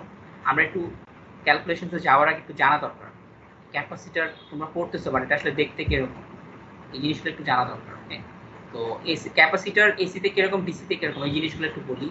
যা ক্যাপাসিটর নর্মালি এটা একটা প্যারালাল প্লেট ক্যাপাসিটর দিয়ে আমরা বুঝবো, যে প্যারালাল প্লেট ক্যাপাসিটরকে তোমরা দেখে আসছো ইন্টারে, ফিজিক্সে অনেক সময় পড়ানো হয় প্যারালাল প্লেট ক্যাপাসিটর দিয়ে। একটু বলো আমাকে, তোমাদের অনেক সময় ইন্টারে এরকম প্যারালাল প্লেট ক্যাপাসিটর দিয়ে। হ্যাঁ বলো স্যার, এখানে রিঅ্যাক্ট্যান্সটা কি স্যার? রিঅ্যাক্ট্যান্সটা হলো আমার যেই, মানে এটা হলো ডিউ টু সার্কিটে তোমার যদি ইন্ডাক্টর বা ক্যাপাসিটর থাকে তাহলে যেই রেজিস্ট্যান্স মানে যেই বাধাটা আসে সেটা হলো রিঅ্যাক্ট্যান্স দিয়ে বোঝাচ্ছি আমরা। ওকে, সো দুইটা আসলে দুই রকম। এটাকে জাস্ট আপাতত চিন্তা করে এভাবে করে যে পুরো জিনিসটা মিলে ইম্পিডেন্স, আমার রেজিস্ট্যান্স এবং রিঅ্যাক্ট্যান্স, এটা হলো ফর রেজিস্টর, এটা হলো ফর ইন্ডাক্টর অ্যান্ড ক্যাপাসিটর। এই দুইটা জিনিস মিলে আমার পুরো জিনিসটাকে impedance. Impedance is nothing but ওই রেজিস্ট্যান্সের মতো বাধা, কারেন্টের ফ্লোকে বাধা দেয়। কতটুকু বাধা বেশি, যে সার্কিটে বেশি ইম্পিডেন্স বেশি সেই সার্কিটে কি কারেন্ট ফ্লো হবে কম। আসি ক্যাপাসিটরে, যে ক্যাপাসিটর হলো আমরা প্যারালাল প্লেট দিয়ে চিন্তা করব, যে একটা প্যারালাল প্লেট ক্যাপাসিটরে কি ছিল, দুইটা প্লেট ছিল, মাঝখানে আমার এয়ার থাকতে পারে অথবা একটা ডাইইলেকট্রিক থাকতে পারে, যেটার পারমিটিভিটি হলো এপসাই। ওকে, আর এই প্যারালাল প্লেটের একটা এরিয়া থাকতে পারে, ক্রস সেকশন এরিয়া, যেটা হলো এ, আর এই প্যারালাল প্লেটটার ডিসটেন্স, দূরত্বটা থাকতে পারে আমার ডি। তো এরকম ক্যাপাসিটরের তো ক্যাপাসিটেন্স এরকম একটা ফর্মুলা আছে, যে প্যারালাল প্লেট ক্যাপাসিটর যদি আমরা লিখি আঁকি, তখন আমাদের ক্যাপাসিটেন্স হলো ইকুয়ালস টু এফসাই cross section area by distance between the plates. এরকম একটা ফর্মুলা তোমাদের ইন্টারে শেখানো হয়, ঠিক আছে? আর যদি না জেনে থাকো সমস্যা নেই, এতটুকু জানলেই হবে আমি যেটা বলতেছি এখন। সো এটা হলো তোমাদের ক্যাপাসিটর। এখন দেখতে কিরকম দেখি আমরা, সার্কিট সিম্বল, ক্যাপাসিটরের সার্কিট সিম্বলটা হলো এরকম, আমরা এরকম দুইটা লাইন, আচ্ছা দুইটা হরাইজন্টাল লাইন বয়ে দেওয়া থাকে, আমরা ক্যালকুলেশন করার সময় একটা লাইন হরাইজন্টাল একটা লাইন এইভাবে দিব। This is the circuit symbol for capacitor, ঠিক আছে? এটার ভিত্তিতে কারেন্ট যেতে পারে, এটার অ্যাক্রসে ভোল্টেজ আসতে পারে, সো সেটা চলবে, কোনো সমস্যা নেই। এখন এটা দেখতে কিরকম, প্র্যাকটিক্যাল লাইফে আমাদের অনেকগুলো ফর্ম আছে ক্যাপাসিটরের, যেমন এরকম 3 ধরনের ক্যাপাসিটর পাওয়া যায়, ঠিক আছে? এরকমও হয় ক্যাপাসিটার, এরকমও হয়। তোমরা যদি কেউ সার্কিট বোর্ড খুলো এরকম যন্ত্রপাতি দেখতে পারো হয়তো। সো এগুলো হলো ক্যাপাসিটার্স। অ্যান্ড ক্যাপাসিটারের দুইটা ক্লাসিফিকেশন আছে, একটা হলো এই যে এ এবং বি, এই দুইটা ক্যাপাসিটরকে বলা হয় সিরামিক টাইপ ক্যাপাসিটর। ওকে, আর এই টাইপের ক্যাপাসিটরকে বলা হয় electrolytic capacitor.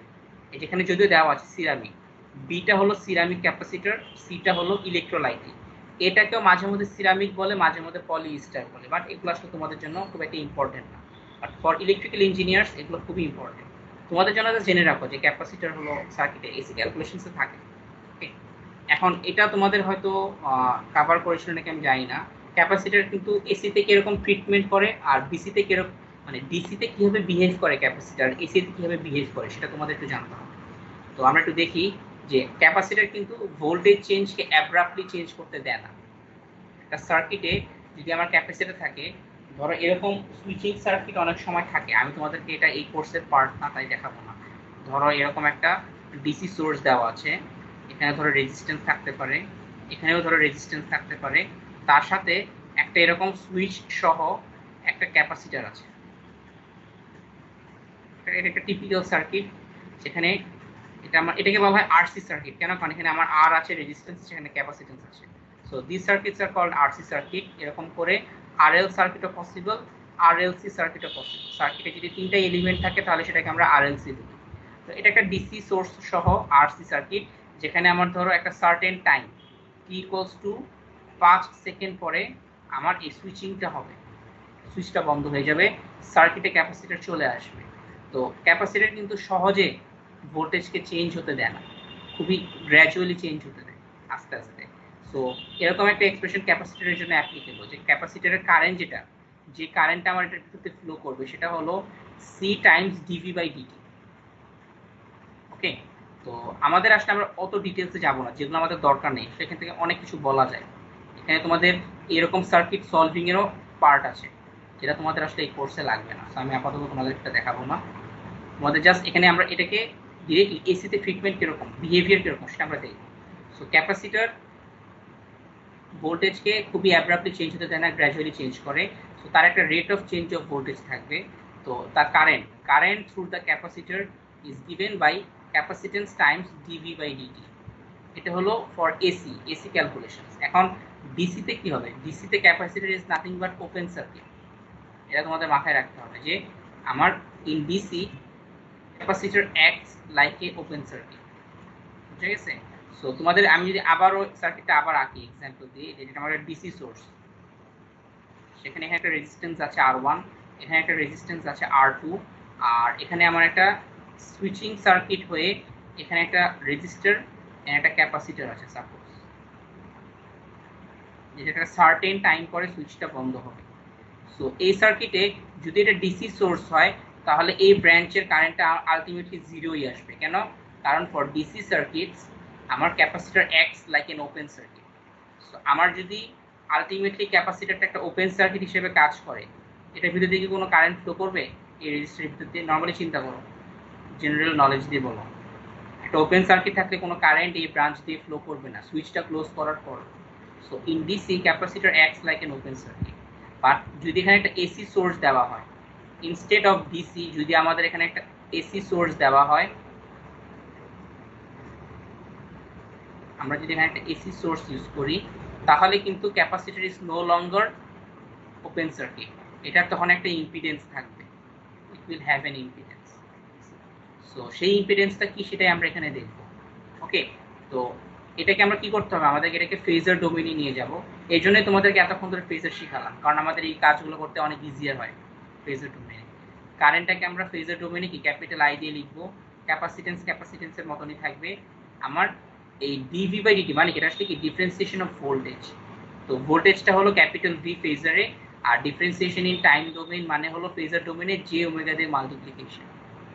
Okay, so I equals to C times j omega v, সেখান থেকে আমরা v by I যদি সাবজেক্ট করি, v আর I কে রেখে বাকি জিনিসগুলো যদি অন্য সাইডে পাঠিয়ে দিই তাহলে আমার ইম্পিডেন্স, কারণ আমরা কি জানি ইম্পিডেন্স হলো ভোল্টেজ বাই কারেন্ট, তাই না? রেজিস্ট্যান্স হলো ডিসিতে ভোল্টেজ বাই কারেন্ট, আর এসিতে হলো ইম্পিডেন্স হলো ভোল্টেজ বাই কারেন্ট। এর জন্য আমরা এই এক্সপ্রেশন থেকে v by I K subject করলাম। তাহলে কি জে সি ওমেগা পুরো জিনিসটা ওই সাইডে 1 হিসেবে আসবে 1/j ওমেগা সি। সো এখান থেকে আমাদের কি ক্যাপাসিটর হলো একটা রিঅ্যাক্টিভ এলিমেন্ট, তার ইম্পিডেন্সটা দেখবে একটা পিওরলি ইমাজিনারি নাম্বার আসছে। What I am trying to say is তোমার সার্কিটে যদি রেজিস্ট্যান্স থাকে তাহলে রিয়েল পার্ট আসবে ইম্পিডেন্সের মধ্যে। সার্কিটে যদি শুধু ক্যাপাসিটেন্স থাকে, একটা সার্কিটে শুধু ক্যাপাসিটেন্স, তার ইম্পিডেন্স কি হবে 1/j ওমেগা সি। আচ্ছা 1/j ওমেগা সি আসলে কি একটা পিওর ইমাজিনারি নাম্বার না? এটা একটা ইমাজিনারি নাম্বার, এটা কোনো রিয়েল পার্ট নাই। তো আমরা কিন্তু একটু আগে একটা হিন্ট দিয়ে আসছিলাম যে ইম্পিডেন্সের দুইটা পার্ট, রেজিস্ট্যান্স এবং রিঅ্যাকট্যান্স। রিঅ্যাকট্যান্সটা আসে কার জন্য? ডিউ টু ক্যাপাসিটর অথবা ইন্ডাক্টর। ঠিক আছে, আমরা আপাতত ক্যাপাসিটরটা দেখলাম, এখন আমরা ইন্ডাক্টরে যাব। আই হোপ তোমাদের জিনিসগুলো ক্লিয়ার হয়েছে। ওকে, এবার আমরা একটু চাই ইন্ডাক্টর ইন এসি কিরকম বিহেভিয়ার করবে। আচ্ছা হোয়াট ইজ ইন্ডাক্টর? ইন্ডাক্টর হলো ক্যাপাসিটর যেরকম একটা প্যারালাল প্লেট, মাঝখানে হয়তো তোমার ডাইইলেকট্রিক থাকতে পারে। ইন্ডাক্টর হলো একটা কয়েল পেঁচানো, ঠিক আছে, এরকম করে একটা কয়েলকে যদি আমরা পেঁচাই, এটার একটা আরেকটা নাম আছে, আমরা পড়েছিলাম কি সোলেনয়েড, মনে আছে? আমাদের ইন্টারে হয়তো সোলেনয়েড নামে একটা জিনিস পড়ে আসছিলাম। তো মাঝে মধ্যে এখানে ফ্লাক্স লিঙ্কেজ স্ট্রং করার জন্য আমরা ভিতরে একটা কোর ম্যাটেরিয়াল দিয়ে দিই ভিতরে। সো এই জিনিসটাই হলো আমার আসলে ইন্ডাক্টর। ইন্ডাক্টর হলো একটা কোর ম্যাটেরিয়ালের চারপাশে একটা তার পেঁচানো, সেখানে তার নাম্বার অফ টার্নস, তার ক্রস সেকশন এরিয়া এবং লেন্থ, এগুলোর উপর তার ইন্ডাকটেন্স ডিপেন্ড করে। আর ওই জিনিসগুলো আমাদের এই কোর্সের জন্য লাগবে না, ওটা হলো যখন আমরা ইন্ডাক্টরের ফিজিক্স নিয়ে পড়বো তখন আমাদের লাগবে। এখানে আমাদের ক্যালকুলেশন অ্যানালাইসিসটা জানাতে হবে। So inductor consists of a wire of core ম্যাটেরিয়ালটা কি জন্য দেওয়া হয় আরেকবার একটু বলবেন স্যার? এটা তোমাদের ওই মানে কারেন্ট তো ফ্লো করবে তাই না, এখান থেকে আমার কারেন্ট ফ্লো করবে। সো তার মানে কি এখানে যদি আমরা ওই ফিজিক্স দিয়ে চিন্তা করি, এখানে কি তোমার ফ্লাক্স তৈরি হবে, ম্যাগনেটিক ফ্লাক্স, সেই ফ্লাক্সটাকে স্ট্রং করার জন্য। ঠিক আছে, আমার কোরটা হলো ম্যাগনেটিক ম্যাটেরিয়াল, এই কোরটা আমার ম্যাগনেটিক ম্যাটেরিয়াল দেওয়া হয় যাতে ফ্লাক্সটা স্ট্রং হয়। আচ্ছা, তো এটার বিহেভিয়ার আমাদের ডিসিএসি তে জানতে হবে। সো আমরা তার আগে একটু দেখে নিই ইন্ডাক্টরের সার্কিট সিম্বলটা কি এবং এটা রিয়েল লাইফে দেখতে কিরকম। সার্কিট সিম্বল হলো ক্যাপাসিটর ছিল এটা, আর ইন্ডাক্টর হলো আমাদের এরকম প্যাটার্ন তার দিয়ে দেয়। This is inductor. অনেকে কিন্তু ঠিকমতো ইন্ডাক্টর আঁকতে পারো না, একটু বলে দিই এখানে ঠিকমতো অবশ্যই আঁকবা, নাহলে নিজেরাই ক্যালকুলেশন করতে গেলে ধরা খাবা। বুঝছো, ইন্ডাক্টরকে ঠিকমতো এভাবে প্যাঁচানো কয়েল দিয়ে আঁকবা। ওকে, আর রেজিস্টার হলো এটা, পুরোপুরি তিনটা কিন্তু আলাদা। This is inductor L, this is resistance R, this is capacitance C, তিনটা সার্কিট এলিমেন্ট। এই আরএলসি এলিমেন্ট দিয়েই আসলে আমাদের এসি সার্কিট। ডিসিতে শুধুমাত্র ডিসিতে শুরু ছিল এইটা, এসিতে আমাদের তিনটাই থাকবে। আস্তে আস্তে আমরা দেখবো। সো এই জিনিসগুলো আমাদের দরকার। আচ্ছা মুছে ফেললাম। রিয়েল লাইফে ইন্ডাক্টর দেখতে হলে এরকম। আচ্ছা রেজিস্টার কিন্তু আসলে এভাবে দেখতে, এরকম দেখতে। ইন্ডাক্টরও এরকম আছে কিছু কিছু ইন্ডাক্টর, আর ওগুলো আসলে খুবই কম, লো ইন্ডাকটেন্স, খুবই অল্প ইন্ডাকটেন্স। আরো হাই ইন্ডাকটেন্স বেশি, সার্কিটে যদি অনেক বড় ইন্ডাকটেন্স দরকার হয় তখন আমার এই দুইটা ফর্মগুলো বেশি ইউজ করা হয়, এরকম কোরের চারপাশে তার পেঁচানো অথবা এইরকম কোরের চারপাশে তার পেঁচানো। ঠিক আছে, তোমরা যদি কখনো মাদারবোর্ড খুলো কোনো বড় বড় সার্কিট বা কম্পিউটারের, তোমরা দেখবে এরকম এই এলিমেন্টটা অনেক আছে মাদারবোর্ডের বিভিন্ন জায়গায়। তোমাদের মনে হতে পারে এগুলো কি, এগুলো আসলে ইন্ডাক্টর। সার্কিটে ইন্ডাকটেন্স লাগে মাঝে মধ্যে, সো এটার জন্য এরকম ইন্ডাক্টর বসানো হয় সার্কিটে। এবার আসি আমরা তাদের বিহেভিয়ার। ক্যাপাসিটর যেরকম ভোল্টেজকে অ্যাব্রাপ্টলি চেঞ্জ হতে দেয় না, ইন্ডাক্টর হলো কারেন্টকে অ্যাব্রাপ্টলি চেঞ্জ হতে দেয় না। একটা সার্কিটে যদি ইন্ডাক্টর থাকে, অথবা একই রকম আমরা যদি ওই অ্যানালাইসিসটা করি, যেখানে একটা সোর্স থাকবে, সোর্সটা ডিসি হতে পারে, এসি হতে পারে। আচ্ছা আমরা ডিসি সোর্সকেও দুইভাবে লিখতে পারি, তাই তো? আমরা ডিসি সোর্সকে দুইভাবে লিখতে পারি।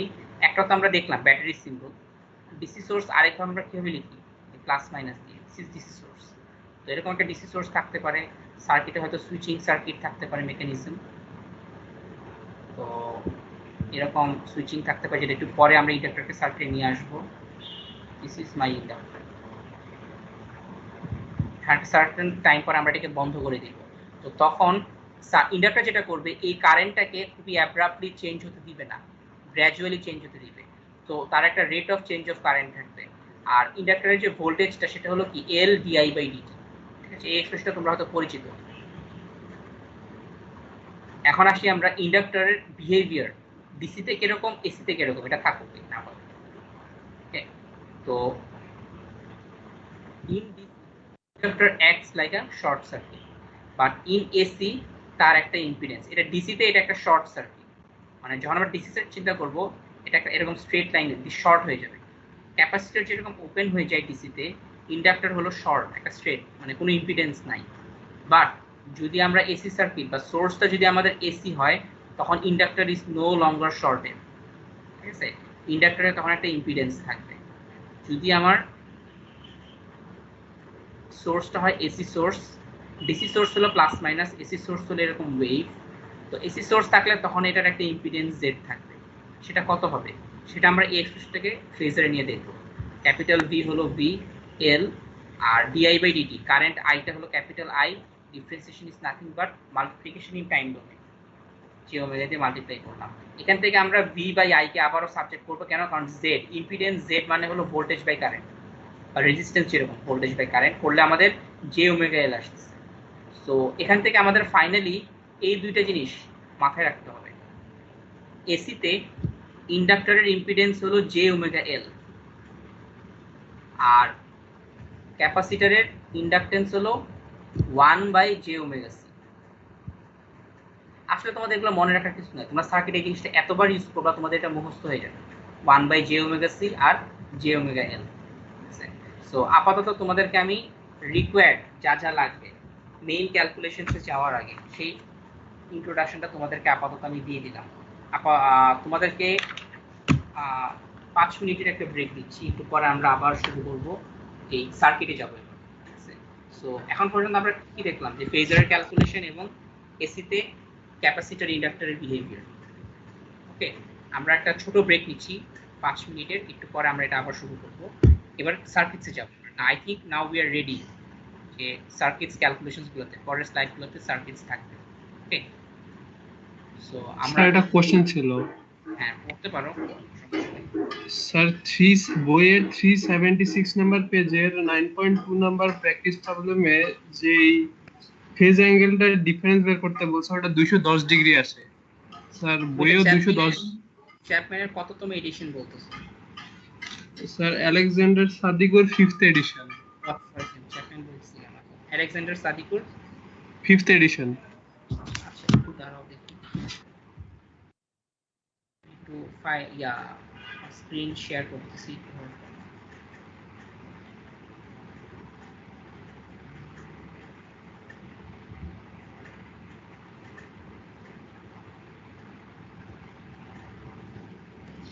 স্যার এই এসি পার্টটুকু পড়ার জন্য চ্যাপম্যানের বইটা ফলো করব স্যার? না না, এসি পার্টটুকুর জন্য আমরা সাদিকুর বই ফলো করব। চ্যাপম্যান তোমাদের পরে লাগবে, এটা হলো আমি বলবো আর একটা টপিক আছে তোমাদের, ট্রান্সফরমার, ওই জিনিসগুলো। আচ্ছা, আমার এখানে দেখো, বলো পেজ নাম্বার কত বললাম? Page number 376। ইমেলস আচ্ছা মিলে নাই, আর একটু পরে যেতে হবে।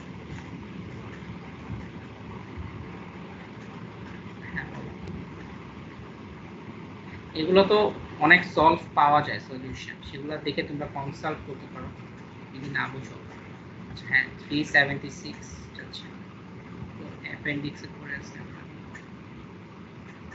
স্যার এটা তো আগেই আছে, এটা হচ্ছে আপনার ইয়েতে ওই ফেজারে আছে এই বইয়ের।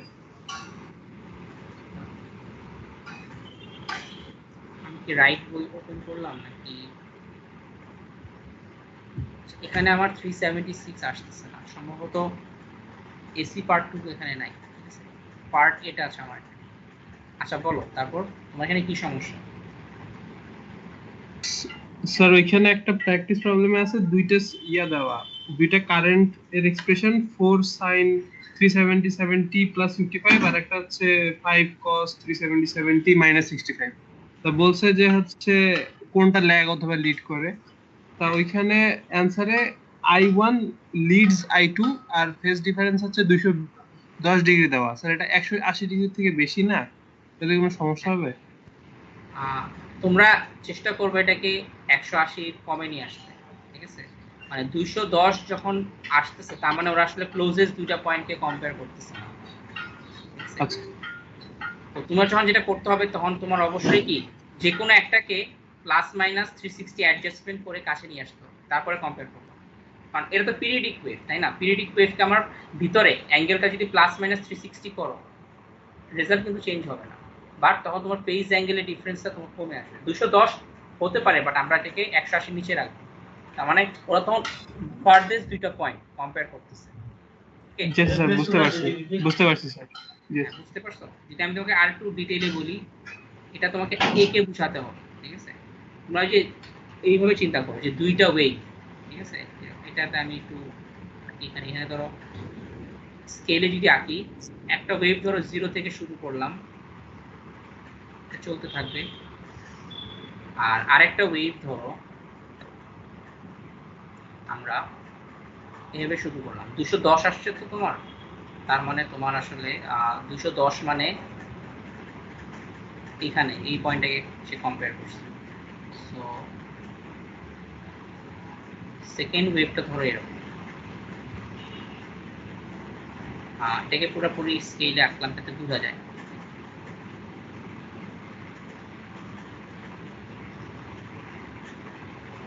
সো এখন এই পয়েন্টটা আর এই পয়েন্টটা কিন্তু, সরি, আমরা দুটা ডিফারেন্ট কালার দিয়ে বুঝছি, ওকে? সো দেখি এই ব্লু ওয়েভ, এটা ধরো V1, তো V1 এর এই পয়েন্ট আর আরেকটা কিছু তোমার কারেন্ট আই ছিল নাকি? জি স্যার, দুইটাই কারেন্ট। কারেন্ট আই এর এই পয়েন্ট, তারা কিন্তু ইন ফেজ, তাই না? জিরো ক্রসিং, দুইটাই আমার জিরো ক্রসিং। V1 I1, এটাও V1 এর জিরো ক্রসিং, এটাও I1 এর জিরো ক্রসিং, এবং তারা ইন ফেজ পয়েন্ট, বাট তারা কিন্তু ক্লোজেস্ট দুইটা পয়েন্ট না। এখন চিন্তা করে দেখো, 210 আসছে তোমার, তাই তো? তার মানে অবশ্যই তোমার এখানে 180 আসছে এতটুকু, আর বাকি 30 ডিগ্রি এখানে আসছে, টোটাল 210। বাট তারা কি ক্লোজেস্ট দুইটা ইন ফেজ পয়েন্ট? তাহলে এই পয়েন্টটা কি? বুঝছো? বুঝতে পারছি স্যার, থ্যাংক ইউ স্যার। অবশ্যই। তার মানে তখন তোমাকে এই দুইটা পয়েন্ট কম্পেয়ার না করে এই দুইটা পয়েন্ট, তোমাদেরকে আমি এটাই বলছি যে 360 অ্যাডজাস্টমেন্ট করবা। এইখানে আমার অ্যাঙ্গেলটাকে যদি -360 করি, আমরা এইখানে চলে আসবো ডায়াগ্রামে, তারপর আমরা এই দুটো পয়েন্ট কম্পেয়ার করবো, করলে কত পাবো? 30 ডিগ্রি। সো অবশ্যই আসবে। আমার এই পয়েন্ট আর এই পয়েন্টের মধ্যে তো একটা ফেজ ডিফারেন্স আছে, তাই না? ম্যাথমেটিক্স অনুযায়ী সেটা ঠিক আছে, বাট ক্লোজেস্ট দুইটা পয়েন্ট না। জি স্যার, থ্যাংক ইউ স্যার, বুঝতে পেরেছি। তোমার যখন এইটার এটাকে চিন্তা করবা, তোমার মনে হবে যে V1 ইজ লিডিং, তাই না? তোমার এটা 0 ডিগ্রি আর এটা হলো মাইনাস কত ডিগ্রি পরে আসছে, তোমার মনে হবে যে -210 ডিগ্রি পরে আসছে I1, বাট তুমি ক্লোজেস্ট দুইটা পয়েন্ট কম্পেয়ার করতেছো না, তখন তোমার মনে হবে যে V1 Leeds I1, but actually তুমি যদি ক্লোজেস্ট দুইটা পয়েন্ট নাও, তখন দেখবে যে I1 actually leads V1। Always closest বা নিয়ার বাই দুইটা পয়েন্টকে কম্পেয়ার করতে হবে, করেসপন্ডিং বা ইন ফেজ দুইটা পয়েন্ট, ঠিক আছে?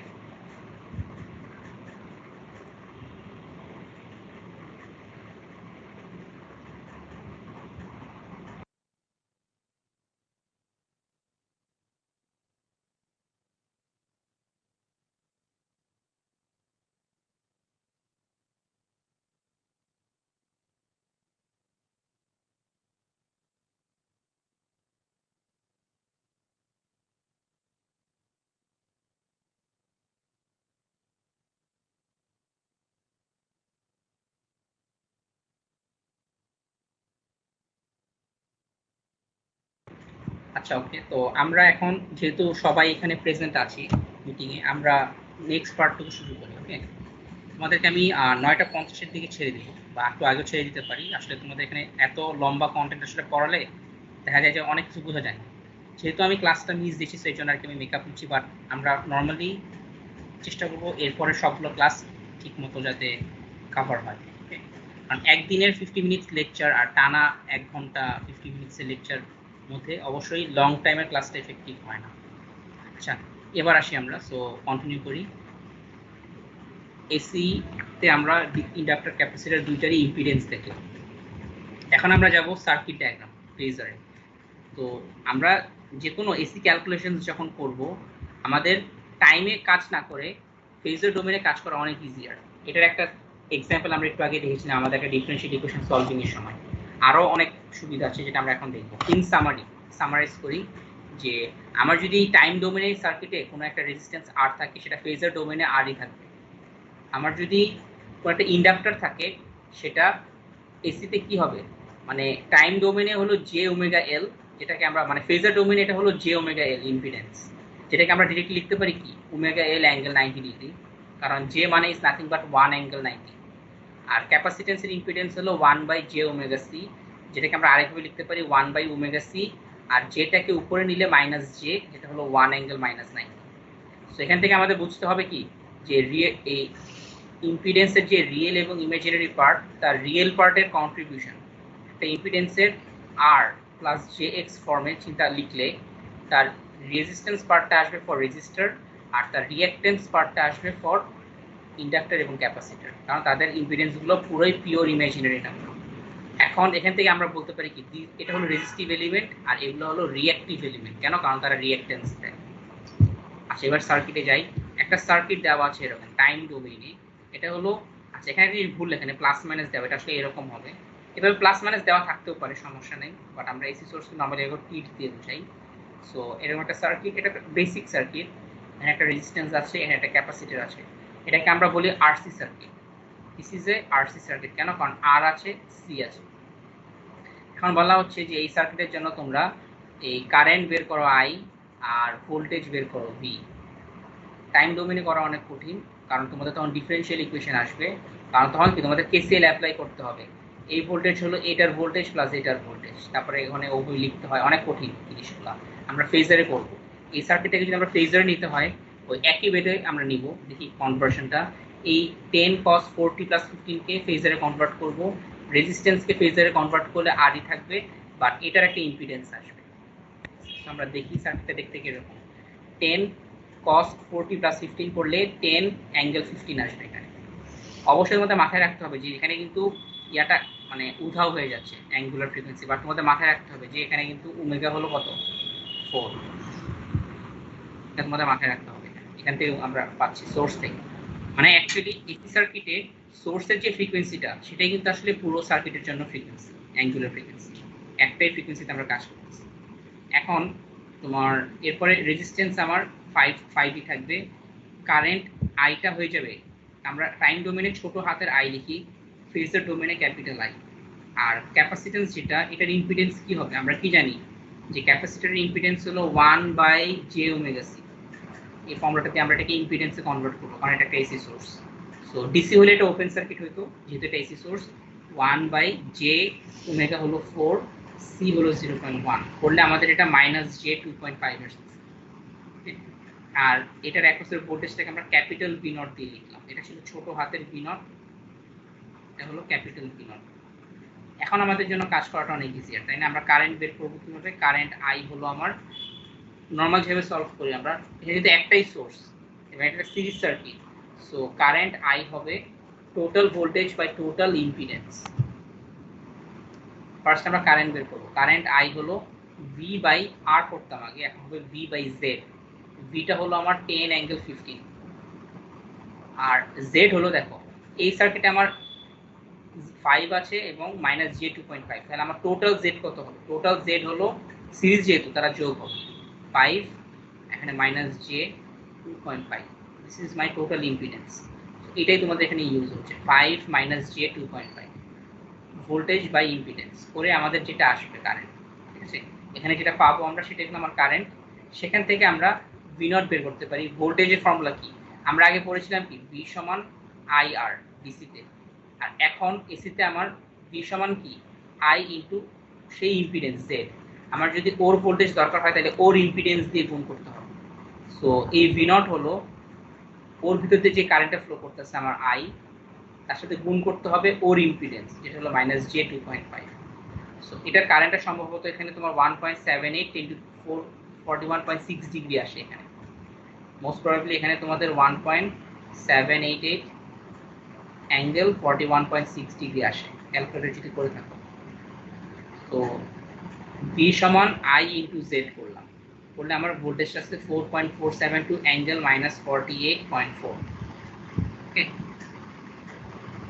সো এই ছিল তোমাদের সিম্পল বেসিক ক্যালকুলেশন দেখালাম, যেটা আমরা ফেজরে নিয়ে করলাম। আরো কিছু কঠিন কঠিন ক্যালকুলেশন আমরা দেখবো আস্তে আস্তে। আচ্ছা, এখান থেকে আমাকে বলো ভোল্টেজ এবং কারেন্ট দুইটাই তো বের করলাম, কে লিডিং?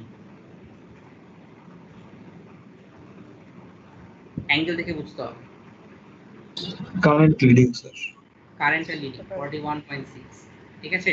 সো এখান থেকে আমরা আরেকটা কথা মাথায় রাখবো যে ক্যাপাসিটরের ভোল্টেজটা লিডিংটা কত, লিডিং অ্যাঙ্গেলের ডিফারেন্সটা দেখো তো ক্যালকুলেটরে করে, এই অ্যাঙ্গেল ডিফারেন্সটা, ফেজ ডিফারেন্সটা কত? 90 ডিগ্রি হয় স্যার। 90 ডিগ্রি, ঠিক আছে। এই 90 ডিগ্রি কোথা থেকে আসলো? এই যে এখান থেকে। এবং এই যে -90 ডিগ্রি, এই -90 ডিগ্রি থেকে আমাদের এখান থেকে একটা জিনিস, একটা সামারি, একটা কনক্লুশন আমরা ড্র করব। সেটা হলো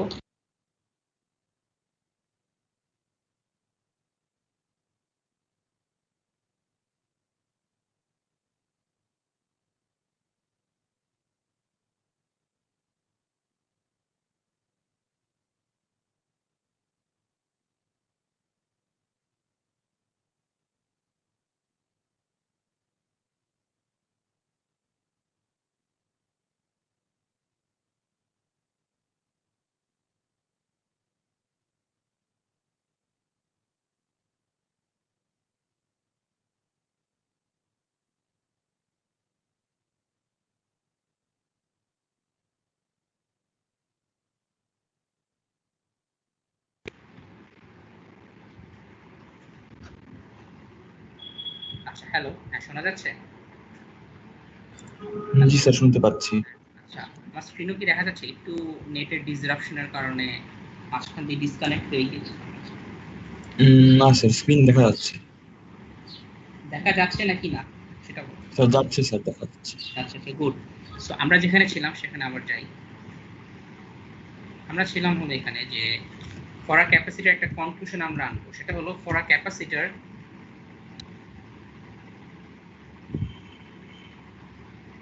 the current leads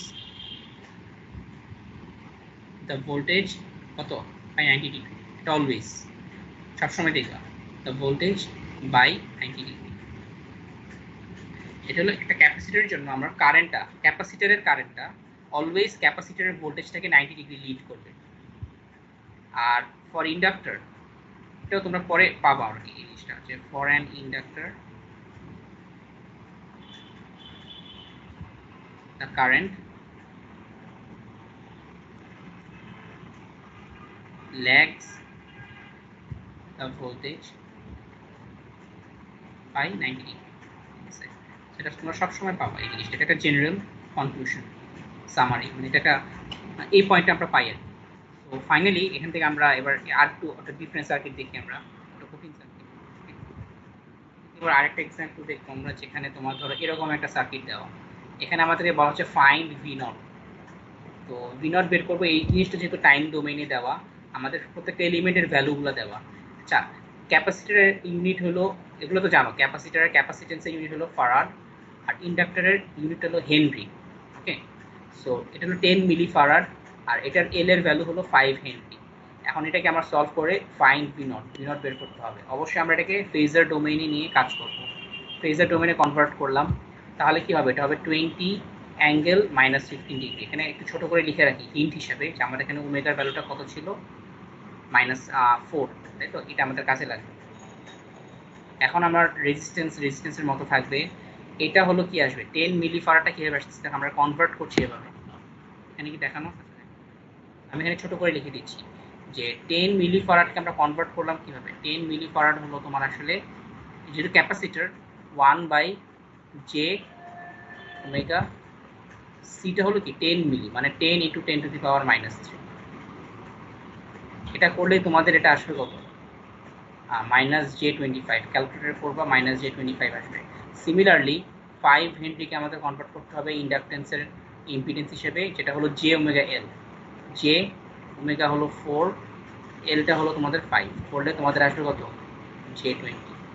okay, so এই দুটো ভ্যালু আমরা এভাবে করে লিখে ফেললাম, ক্যাপাসিটেন্সের ইম্পিডেন্স, ইন্ডাক্টরের ইম্পিডেন্স, আর +-20 আমাদের বের করতে হবে। এটাকে ক্যাপিটাল পি নোট দিয়ে করতে হবে, ক্যাপিটাল পি নোট। সো এখানে আমরা সলভ করব। সো সবার আগে আমাদের যেটা করতে হবে, এই ভোল্টেজটা দেখো, এটাকে নর্মাল সার্কিট, তোমরা চাইলে কেসিএল কেবল একটু পরে যাবো, ওটা কঠিন তো, ওটা একটু পরে যাবো। এরকম সিম্পল সার্কিট যেখানে একটাই মাত্র সোর্স, এটাকে আমরা চাইলে একটু সিম্পলিফাই করতে পারি। আর এটা যেহেতু প্যারালাল ব্রাঞ্চ, তাই না? সো এই ভোল্টেজ আর এই ভোল্টেজ সেমই হবে, V0ই আসবে, তাই না? এই ব্রাঞ্চের যে ভোল্টেজটা V0 এখানে সেমই থাকবে। আমরা এটাকে একটা কম্বাইন্ড ইয়া হিসেবে কনভার্ট করে ফেলি, একটা কম্বাইন্ড ইম্পিডেন্স, যাতে আমাদের সার্কিটটা দেখতে হয় এরকম।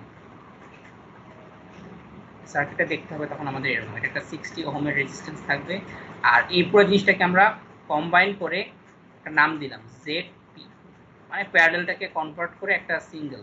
এখন আমাদের এই ভোল্টেজটা বের করতে হবে V0। সো ওই কাজটাই তোমাদের এখানে অ্যাকচুয়ালি করা হচ্ছে। ZPটা হলো আমার এই দুইটার প্যারালাল, তার মানে -j25 এবং j20 এর প্যারালাল ইম্পিডেন্স কত আসে। তো যেভাবে আমরা রেজিস্ট্যান্সের প্যারালাল বের করি, এখানেও একইভাবে করবা, যে -j25 গুণ j20 ডিভাইড বাই এটার সাথে যোগ করে j100 আসে এটা। সো অ্যাকচুয়ালি এটার ভ্যালু হলো আসলে j100। বাকি কাজ কি করতে হবে, এখন আমার ভোল্টেজ যদি বের করতে হয়, দুইটা ওয়ে আছে। একটা হলো তোমরা চাইলে কারেন্ট বের করতে পারো I, তারপরে তোমরা I ইনটু ZP করলে V0 পাবা, তাই তো?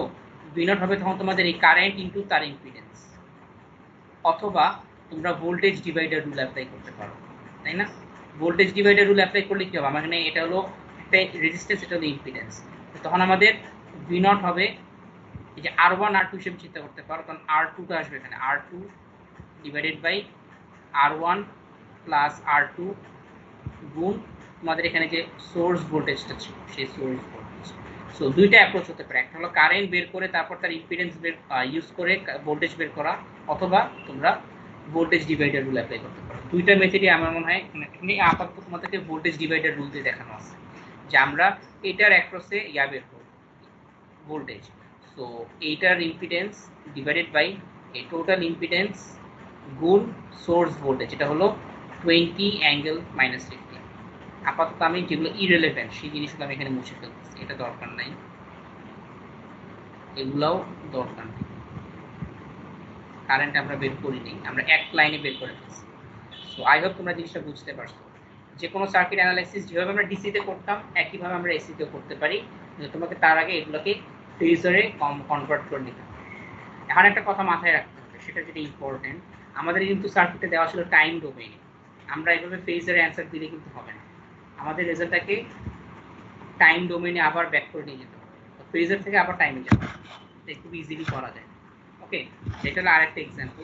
যাওয়ার আগে এটাকে তোমরা হাতে হাতে করবা, হাতে করে যেটা পাবা ফেজার, সেটাকে কি ওই অ্যাম্পলিটিউড তারপরে কস অ্যাঙ্গেল 40 মাইনাস ওই অ্যাঙ্গেলে নিয়ে আসবে। তো এটা কত হবে একটু ক্যালকুলেটর যদি করো, ক্যালকুলেটর করে দেখো কত আসে। আমি একটু দেখছি এখানে 100i আর নিচে হলো 100i প্লাস 60 গুণ তোমাদের 20 অ্যাঙ্গেল -15 করলে তোমাদের এটা আসবে হলো, এই পোলার ফর্মে লেখাটা সুবিধা, কারণ আমরা যেহেতু এটাকে ফেজের থেকে ইয়াতে কনভার্ট করবো, আসে 17.15, এটা আসবে 17.15, অ্যাঙ্গেলটা হলো তোমাদের 16 ডিগ্রি। সো থেকে টাইমে তাহলে কি হবে 17.15, সাইন হবে নাকি কস হবে বলো? অবশ্যই কস, কারণ হ্যাঁ, কারণ ফেজার মানে কস। আচ্ছা, এরপরে হলো এই ওমেগাটা কত ছিল 4, সো 40 প্লাস 60 ডিগ্রি। সো এটা একটা মাথায়, তোমাদের কোশ্চেনে কিছু বলা না থাকলেও শুরুটা যেহেতু আমাদের টাইমে দেওয়া, টাইম ডোমেনে, ফাইনাল রেজাল্টটা আমাদের টাইম ডোমেনে দিতে হবে। আচ্ছা, এবার আমরা আরো কিছু সিনারিও দেখবো। এটা হলো আরেকটা এক্সাম্পল, এগুলো সব ছোট ছোট করে দেখানো আছে, যে তোমাদের আমরা যখন রেজিস্টার দিয়ে আমরা কিরকম ইকুইভ্যালেন্ট রেজিস্ট্যান্স বের করতাম, তাই না? আর ইকুইভ্যালেন্ট বের করতাম। এখানে যেহেতু এখন ক্যাপাসিট্যান্স ইন্ডাকটেন্স আছে, সো এটাকে আমরা এখন বলবো ইম্পিডেন্স, জেড ইকুইভ্যালেন্ট আমরা এখন বের করব। সো একটু সমস্যা আছে, সেটা হলো তোমাদের এখানে ক্যাপাসিট্যান্স, রেজিস্ট্যান্স, ইন্ডাকটেন্স সবকিছু দেওয়া, বাট জেড ইকুইভ্যালেন্ট বের করতে গেলে তোমাকে অবশ্যই একটা অ্যাঙ্গুলার ফ্রিকোয়েন্সি বলে দিতে হবে, নাহলে তো তুমি এগুলাকে ইম্পিডেন্সে কনভার্ট করতে পারবে না, তাই না? সো এটাকে তোমরা ইয়া করবা, ফেজারে নিয়ে যাবা, নিয়ে গেলে কি হবে, তখন আমার এই জিনিসটাকে 1/j⍵c দিয়ে করলে এটা আসবে কত -j50, ইন্ডাকটেন্সকে j⍵l দিয়ে করলে আসে j2, এটা 3, এটা হলো গিয়ে 10 -j10, এটা 8। এখন আমাদেরকে z ইকুইভ্যালেন্ট খুব ইজিলি বের করা যায়, কেন? কারণ আমরা এটাকে -j50 এইটাকে চিন্তা করতে পারি একটা ইম্পিডেন্স হিসেবে j-310, তাই না? যেহেতু ওরা সিরিজে আছে তোকে যোগ করে দিব, তাহলে কি, সরি j-310 না, 3 - j10, এটা হলো সি মাইনাস জে। ওকে, সিমিলারলি এটাকে আমরা একটা কম্বাইন্ড আচ্ছা কারো মাইক একটু মিউট করে ফেলো,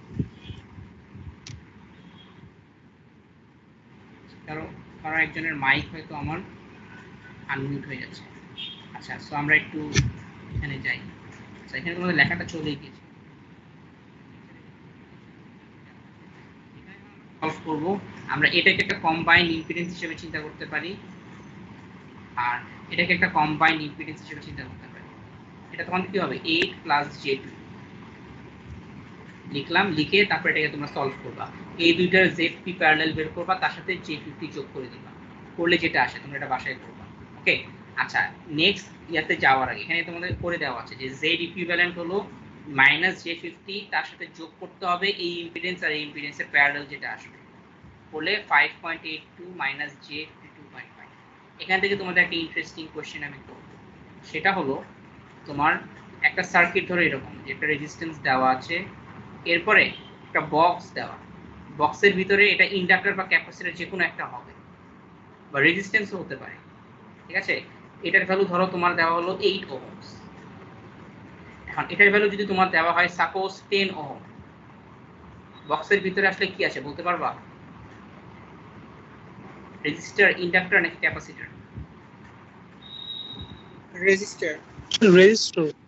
আচ্ছা এবার যদি আমি বলি এটার ইম্পিডেন্স হলো J10, এটার বক্সের ভিতরে কি আছে? ইন্ডাক্টর। ইন্ডাক্টর। কিভাবে বুঝবো এটা মাথায় রাখতে হবে, ইন্ডাক্টরের ইম্পিডেন্স কিন্তু অলওয়েজ পজিটিভ আসবে, পজিটিভ ইমাজিনারি নাম্বার অলওয়েজ। তুমি দেখবা যে যতবার আমরা কনভার্ট করতেছি, যে কয়টা ইন্ডাক্টর কনভার্ট করলাম প্রত্যেকটার ইম্পিডেন্স কিন্তু পজিটিভ। আর যদি এখানে আমরা একটা মাইনাস দিয়ে দিই -J10, তখন এটার ভিতরে কি আছে? ক্যাপাসিটর। আচ্ছা এইবার আমি এটার ভ্যালুটা একটা ইউনিক ভ্যালু দিতেছি যাতে তোমাদের আরেকটা কেস বলি। ধরো এটার ভিতরে বক্সের ভিতরে আমার মাল্টিপল এলিমেন্ট থাকতে পারে। এখন এটার ভ্যালুটা হলো 6 - 5 J5। এখন এটার এই বক্সের ভিতরে কি আছে বলতে পারবা? স্যার একটা রোধ আছে রেজিস্টার আর ক্যাপাসিটর। সবচেয়ে সিম্পলেস্ট ভাবে চিন্তা করলে রেজিস্টার ক্যাপাসিটর আছে, বাট এটার মধ্যে ইন্ডাক্টর থাকতে পারে। সেভাবে চিন্তা করো, এবার চিন্তা করো এটার ভিতরে একটা রেজিস্ট্যান্স আছে 6, একটা ক্যাপাসিট্যান্স আছে ধরো -J10, আর একটা ইন্ডাক্টর আছে ধরো +J5। টোটাল নেট Z কত আসবে আমার? 6 - J10 +J5 করলে আলটিমেটলি কত পাচ্ছি আমরা? 6 - J5। আসলে ওভাবে বলার কোনো ওয়ে নাই যে ইন্ডাক্টর নাই, যে এটা বলা যাবে না, বাট সবচেয়ে সিম্পল ভাবে চিন্তা করলে হ্যাঁ, যদি আমার বলে দেয় যে দেয়ার আর অনলি 2 এলিমেন্টস, তাহলে আমাদের একটা ইন্ডাক্টর এবং একটা রেজিস্টার একটা ক্যাপাসিটর আছে। বাট যদি মাল্টিপল এলিমেন্টস থাকে মোর দেন 2, তার মানে কি এখানে এমনও হতে পারে এখানে দুইটা ক্যাপাসিটর যোগ করে -J5 হচ্ছে, তাই না? এরকমও হতে পারে। সো আসলে মোর দেন 2 এলিমেন্টস থাকলে তখন আমাদের বলার কোনো উপায় নেই যে ওই রিঅ্যাক্টিভ এলিমেন্টগুলো কি হবে, তাই না? সো এটা তোমাদেরকে বললাম মেইনলি বোঝানোর জন্য যে আমাদের এই ইম্পিডেন্সের ভ্যালু দেখে আমরা বুঝতে পারবো এখানে কি, এটা কি ইন্ডাক্টর, ক্যাপাসিটর নাকি রেজিস্টর। বাট কোনো কোনো কেস হয়তো এরকম লিমিটেশনস থাকতে পারে। আচ্ছা আসে আমরা এরকম যে এরকম একটা সার্কিট, এটাকে আমাদের ধরো Z ইকুইভ্যালেন্ট বের করতে বলা হবে। এটা কি খুব ইজিলি বের করা যাবে? এখানে একটা জিনিস আছে, কি আছে বলো? একটা ঝামেলা আছে। ঝামেলাটা কি? একটা ওয়াই নেটওয়ার্ক আছে, সো আমাদেরকে ওয়াই ডেল্টা কনভার্সন করা যাবে। নেক্সট কোশ্চেন হলো এই ইম্পিডেন্সের কি ওয়াই ডেল্টা করা যায় নাকি? অবশ্যই যায়। ঠিক আছে, এই সার্কিটটাকে আমরা এইভাবে চিন্তা করতে পারি যে 12 এখানে J4 8 J, আর এরকম দুইটাকে আমরা সিঙ্গেল একটা ইম্পিডেন্স চিন্তা করতে পারি 2 - J4, এটাকে 8 + J6। এখন আমার এখানে একটা ওয়াই নেটওয়ার্ক, এটাকে আমরা ডেল্টাতে কনভার্ট করব। তো এসি ক্যালকুলেশনসও ওয়াই ডেল্টা করা যায়। সো ওয়াই ডেল্টাতে কনভার্ট করলে তখন আমার এটা একটা ডেল্টা নেটওয়ার্ক হিসেবে চলে আসবে। যদি ডেল্টা নেটওয়ার্ক হিসেবে লিখি এখন কিন্তু আমার কাজ করতে অনেক ইজি হবে, তাই না? কারণ এই দুইটাকে তখন আমি একটা সিঙ্গেল প্যারালালটাকে কনভার্ট করে একটা সিঙ্গেল ইম্পিডেন্সে নিয়ে আসবো। এই দুইটাকে কিভাবে দেখাই, এই দুইটাকে আমরা কনভার্ট করে একটা সিঙ্গেল ইম্পিডেন্সে নিয়ে আসবো, এই দুইটাকে কনভার্ট করে একটা সিঙ্গেল ইম্পিডেন্সে নিয়ে আসবো। তখন আমাদের রেজাল্টেন্ট সার্কিট দেখতে কি হবে? এর যদি আরো ফার্দার সিম্পলিফাই করি, আমাদের এখানে আসবে 12, এখানে তোমাদের একটা ইম্পিডেন্স আসবে যেটা হলো এই দুইটার কম্বাইন্ড, এই ইম্পিডেন্সটা তো এখানে ছিলই, আর এই দুইটা মিলে একটা কম্বাইন্ড ইম্পিডেন্স এখানে চলে আসবে। এখন এটার জেড ইকুইভ্যালেন্ট কি বের করা যাবে না? খুব ইজিলি বের করা যাবে, ঠিক আছে? এইটার জেড ইকুইভ্যালেন্ট এখন খুব ইজিলি বের করা যাবে। সো ওয়াই ডেল্টা একটু তোমরা দেখে নিবা কি ছিল আমাদের। সম্ভবত আমার যেটা আমি লেখা আছে এখানে যে ওয়াই থেকে যদি ডেল্টাতে যেতে হয় তাহলে সামেশন অফ z1 z2 মানে দুইটা করে এই দুইটার মাল্টিপ্লিকেশন যোগ এই দুইটার মাল্টিপ্লিকেশন যোগ এই দুইটার মাল্টিপ্লিকেশন, মানে তিনটা টার্ম আসবে এখানে, এইটা প্লাস এইটা প্লাস, মানে যদি তিনটা থাকে z1 z2 z3 থাকে অবশ্যই উপরে আসবে কি? উপরে আসবে আমার z1 z2 plus z2 z3 plus z1 z3, দুটো করে মাল্টিপ্লিকেশনের যোগ, এটাই সামেশন হিসেবে দেখানো আছে, ডিভাইডেড বাই অপোজিট। আমি যদি আমাকে যদি এই ইম্পিডেন্সটা বের করতে হয়, এটা আসলে কি এইটার অপোজিটে, তাই না? মাইনাস j3 এর অপোজিটে, তখন আমাকে এই ইম্পিডেন্সটা নিতে হবে এখানে। সো এইভাবে করে তোমরা এই কনভার্সনটা করবা, করলে তোমাদের এটা আসবে কত? 13.6 প্লাস j1। এটা বাসায় করে দেখবা, ঠিক আছে? অবশ্যই তোমরা ওয়াই ডেল্টা হয়তো ভুলে গেছো, একটু প্র্যাকটিস করবা, করে দেখবো কত আসে। আচ্ছা আমি এখানে লেবেল করে দিই, তিনটা জেড তো বলে দিচ্ছি যে এটা হলো z1, এটা হলো z2। আচ্ছা এটা এখানে এগুলোকে লেবেল করতে হতো, আসলে এটাকে লেবেল করে লাভ নাই। যাই হোক তোমরা বুঝতে পারছো যে রেজিস্ট্যান্সে যেভাবে ওয়াই ডেল্টা করি ইম্পিডেন্সেও ওয়াই ডেল্টা করা যাবে। আচ্ছা তো আমরা আস্তে আস্তে সার্কিট ক্যালকুলেশনের দিকে যাচ্ছি, আমরা ইকুইভ্যালেন্ট ইম্পিডেন্সগুলো দেখলাম কেমনে বের করে। এখন আমরা একটু আসি আসল জায়গায়, যে আমরা নোড অ্যানালাইসিস তো শিখে আসছি ডিসিতে, এসিতেও এই জিনিস করবো আমরা। তবে এসিতে আসলে করাটা অত সহজ হবে না, একটু ঝামেলা আছে, ঠিক আছে? ঝামেলাটা কোথায় এটা আমরা দেখব। দেওয়া find IX using nodal analysis, তোমাকে নোডাল অ্যানালাইসিস দিয়েই করতে হবে, অন্য কোনো মেথডে করলে হবে না। সো এতটুকু পর্যন্ত আমরা এখন জানি যে এরকম সোর্স যখন টাইম ডোমেনে দেওয়া থাকে আমরা এটা কি করব? ফেজারে কনভার্ট করে দেন আমরা করব। তবে অ্যান্সারটা যখন আইএক্স আমরা পাবো অটোমেটিক্যালি এটাকে আমরা তখন টাইম ডোমেনে নিয়ে যাব লাস্ট স্টেপে। করলাম আমরা কনভার্ট, এটাকে ফেজার ডোমেনে নিয়ে গেলাম, সেখানে আমরা ওমেগার ভ্যালুটা কত? এখানে 20 অ্যাঙ্গেল 40 প্লাস 0, তার মানে এখানে অ্যাঙ্গেল 0, আর এখানে ওমেগার ভ্যালুটা হলো তোমার আসলে 4, ব্র্যাকেটে লিখে রাখলাম আমাদের কাজে লাগবে। আর এখানে 10 আর 0.1 ফরাড, তো ক্যাপাসিট্যান্স হলো 1/j ওমেগা c করে পাবা -j2.5, inductor j omega l করে পাবা j4, কারেন্ট ডিপেন্ডেন্ট সোর্স হলো 2ix। আচ্ছা এগুলোকে অবশ্যই ক্যাপিটাল দিয়ে লেখা লাগবে, তাই না? এখানে ছোট হাতে লেখা হলে ক্যাপিটাল দিয়ে লেখা লাগবে, this should be capitalised, 2ix আর হলো স্যার j2। এখানে এই সবগুলা অঙ্কতে এই সোর্সের সাইনগুলা ডিসি এর মতো দেখাচ্ছে কেন স্যার? এসি এর এটা সাইন হবে করার না? সময় তোমাদের বইয়ে দেখবা ডিসি দিয়ে দেওয়া আছে, বাট এসি দিয়েও করতে পারো, সমস্যা নাই। কখনো কখনো প্লাস মাইনাস দেওয়া থাকে, কখনো কখনো tilt sine, but tilt use করাটা বেটার। আমি এখানে যেহেতু প্লাস মাইনাস দিয়েছি, এটা আসলে টিল্ট দেওয়া উচিত ছিল, এটা মানে আগেই করা ছিল। আপাতত আমরা বুঝতে পারবো যে এটা আসলে টিল্ট দেওয়া উচিত এসি সোর্সের। আচ্ছা এবার আসি হলো নোডাল অ্যানালাইসিস করতে গেলে আমাদেরকে একটা গ্রাউন্ড দিতে হয়, তাই না? এটাকে রেফারেন্স পয়েন্ট ধরতে হয়।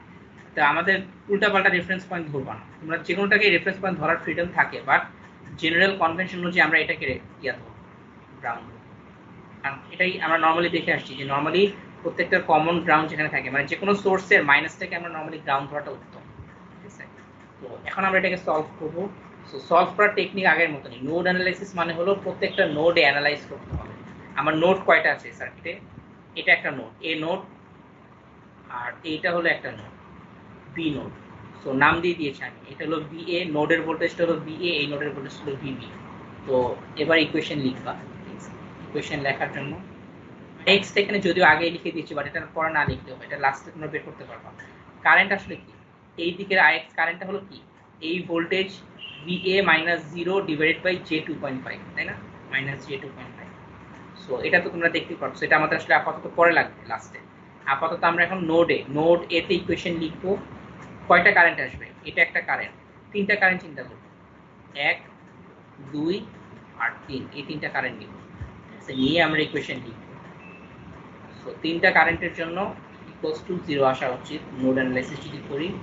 আমরা দেখি নোড এ তে VA -20 angle 0 divided by resistance হলো 10 প্লাস, তারপরে এই কারেন্টটা হলো আমার, এই কারেন্টটা হলো VA -0 divided by J 2.5 minus J 2.5। এখানে কিন্তু মাইনাসগুলো বাদ দিলে ক্যালকুলেশন ভুল হয়ে যাবে, সো মাইনাস খুব ইম্পর্টেন্ট এখানে। তারপরে এই কারেন্টটা হলো, এই ডিরেকশন কারেন্ট হলো VA minus VB divided by J4 equals to 0। এরপর এটাকে আমরা একটু সিম্পলিফাই করেছি। কি করেছি, আমরা যখন করতাম আমরা কি VA VB কে আলাদা আলাদা লিখতে হতো, তাই না? আমরা VA গুলোকে কমন নিয়ে একসাথে করলাম, এরকম একটা কমপ্লেক্স নাম্বার আসলো।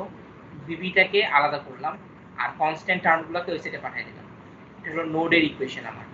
This is my equation 1 for node A। Similarly node B তে আমরা আবার ইকুয়েশন লিখতে পারি, সবই হলো কেসিএল করে। VB এর জন্য আমার এই কারেন্টটা হলো VB মাইনাস VA এই ডিরেকশনে, B থেকে এর দিকে, so VB minus VA divided by J4। এই কারেন্টটা কি অ্যাপ্রোচিং দ্য টার্মিনাল, সো আমরা এটাকে করব না, মানে মাইনাস দিয়ে লিখবো, মাইনাস 2 টাইমস IX। এখানে কিন্তু প্রথমে কি মাইনাস 2 এটা ছিল IX, আর IX কে আমরা বাদ দিতে চাচ্ছি, আমাদের একটা পরের ভ্যারিয়েবল, আমরা নোড ভোল্টেজ ছাড়া অন্য কোনো ভ্যারিয়েবল রাখবো না। সো IX এর রিলেশন এখানে কি VA minus 0 divide by minus J 2.5, এই জিনিসটাকে আমরা এখানে ইউজ করেছি, ঠিক আছে? IX এর যে এক্সপ্রেশনটা এখানে আসে সেটাকে আমরা এখানে ইউজ করেছি। সো এরপরে আমাদের লাস্ট কারেন্ট হলো এটা হলো VB minus 0 divided by J2, VB minus 0 divided by J2। এটা হলো আমার নোড বি ইকুয়েশন, যেটাকে সিম্পলিফাই করলে VA আর VB কে আলাদা করলে এরকম আসলো। এখন আমাকে বলো, এই পর্যন্ত তো আমরা ডিসি তে একইভাবে করে আসছি, তাই না? এসি তে মানে ডিসি তে যা যা করলাম এসি তে একই জিনিস করলাম। এটাকে তো খুব ইজিলি এখন সলভ করতে পারার কথা, তাই না? তোমরা ক্যালকুলেটরে যাবা, সাইমালটেনিয়াস ইকুয়েশন সলভ করবা, VA VB চলে আসবে, সেখান থেকে IX পেয়ে যাবো। আমার VA বের করলেই হয়, তাই না? এটাই তো আমার অবজেক্টিভ। বাট ক্যালকুলেটরে কি আদৌ এটা করা যাবে না? That is the limitation. না স্যার, কমপ্লেক্স মোডে কমপ্লেক্স চলে আসছে। কমপ্লেক্স নাম্বারগুলো সাইমালটেনিয়াস ইকুয়েশন সলভ করা যায় না, তোমরা চাইলে ক্যালকুলেটর করে দেখতে পারো, ঠিক আছে? এখানেই হলো ট্রিকি পার্টটা। সো তার মানে তোমাদের ডিসি ক্যালকুলেশন কিন্তু আমি বলেছিলাম যে তোমাদের এসব দেখানোর দরকার নেই স্টেপস, বা তোমাদের আলটিমেটলি ইকুয়েশনগুলো যদি ঠিকমতো দেখো, তারপরে সাইমালটেনিয়াস ইকুয়েশন করে সলভ করে করবা ডিসি তে ক্যালকুলেটরে। এসি তে কিন্তু এই সুবিধাটা বা এই ইয়াটা তোমাদের নাই, এই সুবিধাটা তোমাদের নাই, তোমাদেরকে ম্যানুয়ালি হাতে করতে হবে সলভ। তো ম্যানুয়ালি করাটার একটা ওয়ে আছে, তোমাদেরকে দেখাই দেই, ম্যাট্রিক্স অ্যাপ্রোচ, ঠিক আছে? অনেকে তোমরা করতে পারো, অনেকে তোমরা হয়তো ওই ভিবিটাকে সাবজেক্ট করে তারপরে এখানে বসা বা বসিয়ে বিয়ে বের করতে পারো, সেটাও অ্যাকসেপ্টেবল। বাট এটা আরেকটা হবে, এটা করলে সুবিধা আছে তোমাদের। সুবিধা হলো তোমাদের ধরো যদি 3টা ভ্যারিয়েবল থাকে, এই আগে বলে দিই যে ম্যাট্রিক্স অ্যাপ্রোচ কিন্তু একটা ক্যালকুলেশন অনেক লেন্দি। সো তোমাদের অবশ্যই কি 3টা ভ্যারিয়েবলের বেশি কখনোই দেওয়া হবে না। ডিসি সার্কিটে যেমন 4টা ভ্যারিয়েবল আসতে পারে, 4টা নোড, বাট এসি সার্কিটে 3টার বেশি কখনোই দেওয়া হবে না। মোস্ট অফ দ্য টাইম 2টা দেওয়া হয়, কখনো কখনো 3টা দিলে আমরা সাজেস্ট করব ওই 3x3 ম্যাট্রিক্সে না গিয়ে তোমরা এটাকে 2টা ইকুয়েশনে নিয়ে আসো, ঠিক আছে? আমরা নেক্সট পার্টটা দেখি, ম্যাট্রিক্স ক্যালকুলেশনে করব, ঠিক আছে? তো 2টা ইকুয়েশন। এখন একটু মনে করো ম্যাট্রিক্স আমরা ডিটারমিনেন্ট কেমনে বের করতাম, তাই না? একটা আমরা আগে ছোটকালে এইভাবে 3টা ইকুয়েশন থাকলে আমরা ডিটারমিনেন্ট দিয়ে করতাম না, ম্যাট্রিক্স হাতে করতাম। যদি তোমাদেরকে স্টেপস শো করতে হইতো তখন আমরা কি করতাম, ধরো এরকম 3টা ইকুয়েশন দেওয়া আছে x y z, 3টা ভ্যারিয়েবলের 3টা ইকুয়েশন সাইমালটেনিয়াসলি সলভ করতে হবে ম্যাট্রিক্স অ্যাপ্রোচে। তো তোমাদের তখন কি এটাকে আমরা ম্যাট্রিক্স আকারে লিখতাম, তাই না? এইভাবে করে এটা হলো আমার 2 3 4, এটা ছিল 1 -1 1, এটা ছিল 5 2 -1। কোএফিশিয়েন্ট গুলোকে একসাথে লিখতাম, এখানে তোমার x y z গুলোকে একসাথে লিখতাম, আর রাইট হ্যান্ড সাইডের ভ্যালুগুলোকে 7 2 9 এগুলো করে লিখতাম, মনে আছে? ম্যাট্রিক্স যখন করতাম। তারপরে ইনভার্স করতে বা যেটাই করো হাতে করতে গেলে আমাকে ডিটারমিনেন্ট দিয়ে করতে হতো। তো আমরা ডিটারমিনেন্ট বেটা আরেকবার দেখে আসি, সবই তোমরা জানো, অনেক আগে করেছো, সিঙ্গেল মানে রিয়েল নাম্বার দিয়ে করেছো, এখন আমরা কমপ্লেক্সে করবো, তো ক্যালকুলেশনগুলো একটু কঠিন হবে, এখানেই ম্যাক্সিমাম স্টুডেন্টরা ভুল করে। সো একটু দেখি আমরা। তো এখানে আমাদের অবশ্যই এই জিনিসগুলো বের করা লাগে। ডেল্টা, ডেল্টা হলো কি এই পুরো ম্যাট্রিক্সের কোএফিশিয়েন্টের ডিটারমিনেন্ট, আর ডেল্টা এক্স হলো আমার এক্সটাকে যখন এক্স কলামটাকে বাদ দিয়ে 7 2 9 বসাই দেব। ডেল্টা ওয়াই হলো ওয়াই কলামটাকে বাদ দিয়ে 7 2 9 বসাই দেব। আর ডেল্টা জেড হলো জেড কলামকে বাদ দিয়ে 7 2 9 বসাই দেব। এরপর আমার X will be delta X by delta, Y হলো ডেল্টা ওয়াই বাই ডেল্টা, আর জেড হলো ডেল্টা জেড বাই ডেল্টা। এটাই ছিল তোমাদের ডিটারমিনেন্ট মেথড।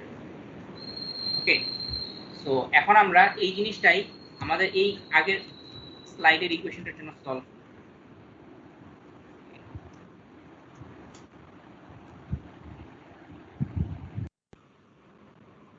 আমরা একটু যাই, মানে আমাদের মেইনলি যে ইকুয়েশনটা সলভ করতে হবে সেটা হলো আমাদের একটু আগে যে আগের স্লাইডে যে ইয়েটা ছিল, আগের স্লাইডে আমাদের এই যে ইকুয়েশনটা, এটাকে আমরা ম্যাট্রিক্স আকারে লিখি।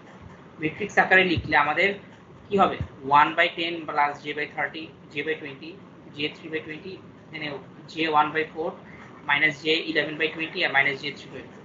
সো জিনিসটা দেখতে হবে এরকম, হ্যাঁ, ম্যাট্রিক্স আকারে।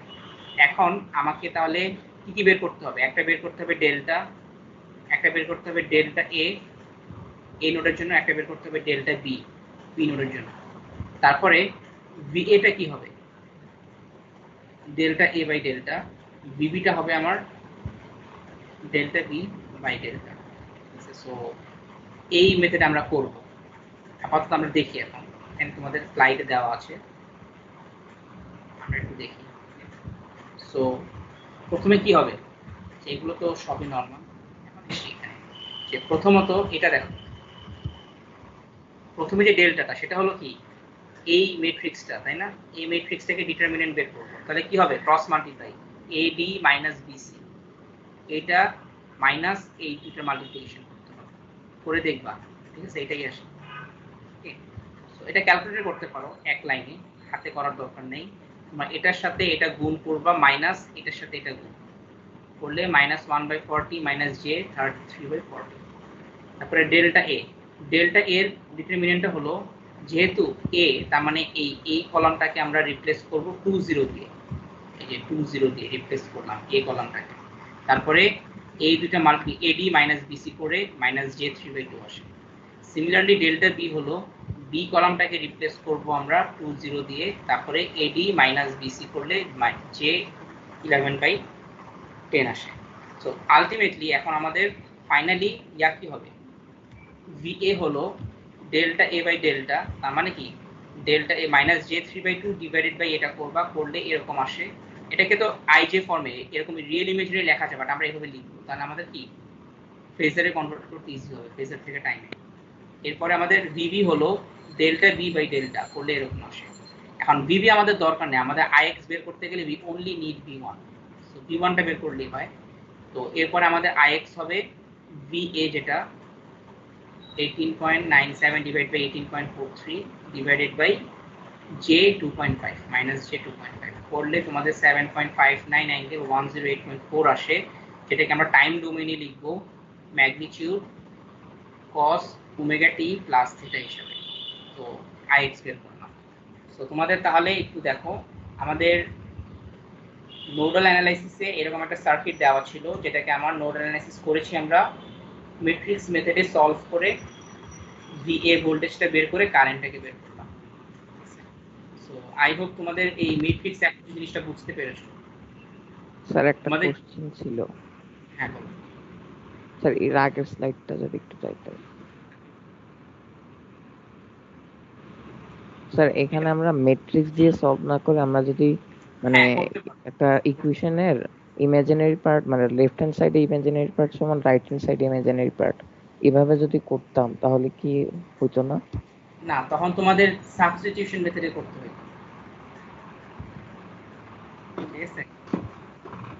সাবস্টিটিউশন মেথডে মানে স্যার আমি বলতে চাচ্ছি, হ্যাঁ ওভাবে করলেও হবে, ঠিক আছে? ওটাও তো তুমি যেটা বলছো সেটাও কিন্তু সাবস্টিটিউশন মেথড, কম্পেয়ার করবা, যেটা রিয়েল পার্ট সমান রিয়েল পার্ট, ইমাজিনারি পার্ট সমান ইমাজিনারি পার্ট। দেখো এখানে তুমি যখন রিয়েল পার্ট সমান রিয়েল পার্ট করবা, ঠিক আছে, তখন কিন্তু তোমার কি আসবে, 1/10 বি এর সমান আসবে 2, না তখন তোমাদের ঝামেলা আছে,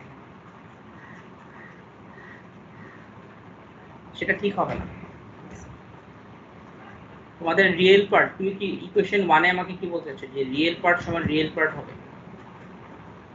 ভাবছিলাম এমনি হবে, কিন্তু এখন তো দেখা যাইতেছে হইতেছে না। আচ্ছা, কেন হবে না? কারণ তোমার দেখো এখানে কিন্তু কিছু লিমিটেশনস আছে। দেখি বিবি এখন দেখো এখানে তোমার যদি রিয়েল পার্ট করো তোমার কি আসবে 1/10 1/10 a সমান তোমার আসতেছে কত 2, তো তোমার b আসবে কত 20, দ্যাট তো কমপ্লেক্স আসার কথা তাই না।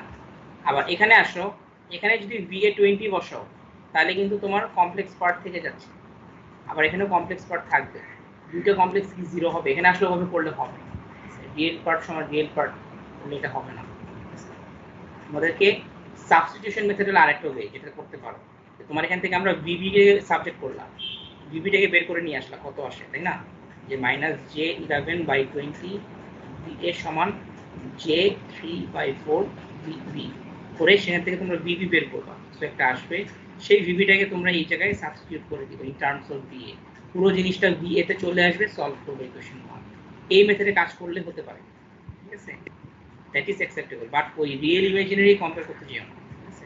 কারণ কেন এটা কাজ করবে না, দেখো তুমি বলতেছো যে, আমি বলি এখানে ঝামেলাটা কোথায়, তুমি বলতেছো 1/10 va সমান 2, this equation itself is wrong, কেন, কারণ va is a complex number, ওর মধ্যে কিন্তু ইমাজিনারি আছে তাই না, va টা একটা কমপ্লেক্স, তো তুমি এখানে রিয়েল কমপ্লেক্স সমান তো রিয়েল বলতে পারো না, so that equation is itself এটা একটা গুড ইকুয়েশন, আর এখানে ইকুয়েশনের সমস্যা সলভ করা যাবে। আচ্ছা নেক্সট টপিকটা একটু লম্বা, সো আমি চাচ্ছি না আজকে আর কন্টিনিউ করতে। আমাদের নোড অ্যানালাইসিসের আরেকটা এক্সাম্পল জাস্ট তোমাদের একটু মুখে দেখাই দিব, সেটা হলো দুইটা ইকুয়েশন লিখবা, এখানে একটা মজার জিনিস হলো এখানে একটা সুপার নোড আছে, আমরা তো সুপার নোড ডিসিতে দেখেছিলাম, তার মানে কি এসিতেও কিন্তু সুপার নোড হয়, কেন, কারণ দুইটা নোডের মাঝখানে যদি আমার একটা ভোল্টেজ সোর্স চলে আসে that is a super node. তো ইকুয়েশন লিখতে গেলে আমাকে সুপার নোড এবি দিয়ে লিখতে হবে, যেটা হলো এখানে লেবেল করা v1 v2, আমরা তো বলবো সুপার নোড v1 v2, তো সেটার জন্য আমরা ইকুয়েশন লিখবো।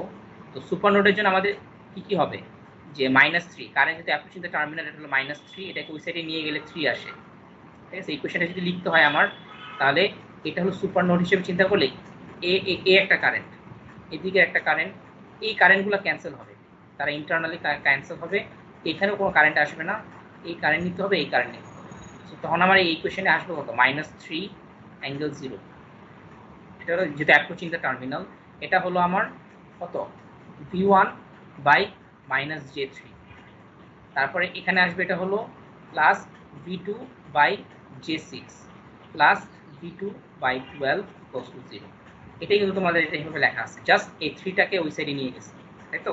তো সুপার নোড v1 2 এর জন্য আমরা এই ইকুয়েশনটা পেলাম, সেকেন্ড ইকুয়েশনটা পাবো কি, তাদের ডিফারেন্সটা, v1 - v2 আমাকে কত দিবে 10 ∠45°। আই হোপ তোমরা বাকিটা বুঝতে পারছো কিভাবে করবা, এখানে একটা v1 এর কোএফিশিয়েন্ট থাকবে, এখানে একটা v2 কোএফিশিয়েন্ট থাকবে, ইকুয়ালস টু একটা ভ্যালু থাকবে এখানে 3, আর এটার জন্য তোমার তখন ম্যাট্রিক্স হিসেবে তোমরা লিখবে, এটাকে ম্যাট্রিক্স হিসেবে লিখে ওই ডেল্টা, তোমাদের ডেল্টা বের করবা, ডেল্টা v1 বের করবা, ডেল্টা v2 বের করবা, তারপরে তোমরা সলভ করবা। সো পুরো জিনিসটা তোমাদের এখানে করে দেওয়া আছে, আমি আর বেশি দেখাবো না, এটা তোমরা বাসায় একটু ট্রাই করবা, আমি এটা মুছে দিচ্ছি, ঠিক আছে। এই জিনিসটা তোমাদের শুধু শুধু লিখলাম বোঝানোর জন্য, এই পুরো জিনিসটা আসলে বইয়ের ম্যাথ, তোমাদেরকে আমি জাস্ট ডিরেক্টলি তুলে দিয়েছি, সো বাসায় একটু প্র্যাকটিস করতে হবে।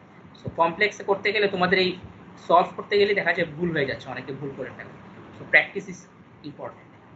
সেকেন্ড রিলেশনটা হলো v1 - v2 সমান, এটা লেখা যায়, তারপরে সলভ করলে আমরা v1 v2 এরকম পাই।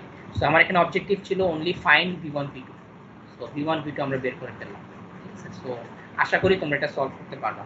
সো আজকে আমি তোমাদের জন্য এখানেই ক্লাসটা শেষ করতে চাচ্ছি, ওকে। তো একটু লেন্দি ক্লাস, তোমাদের ফেজের পার্টটা শেষ করলাম এবং সার্কিট অ্যানালাইসিসে নোড অ্যানালাইসিসটা আমরা শিখলাম। আগামী দিন আমরা বাকি অ্যানালাইসিস সব দেখে ফেলবো, মেশ, তারপর সুপারপজিশন, তারপরে হলো সোর্স ট্রান্সফরমেশন, যা যা আছে সবই দেখে ফেলবো। এগুলো আসলে তোমাদের রিপিট করার কিছু নয়, তোমরা সব টেকনিকই জানো, তাই না, কিন্তু এসি ক্যালকুলেশন একটু কঠিন হয়ে যায়, কারণ কমপ্লেক্স ক্যালকুলেশন, কমপ্লেক্স এসি। হ্যাঁ বলো স্যার, নেক্সট দিনের সিটিতে কি সুপারপজিশন তারপর সোর্স ট্রান্সফরমেশন এগুলো না, থাকবে? এগুলো থাকবে না, এই স্লাইডে কিছুই থাকবে না, তোমাদের ওই আগের স্লাইড যেটা শেষ, এটা না স্যার, ডিসি থেকে কথা বলতেছি। না ডিসিতে থাকবে, ওকে।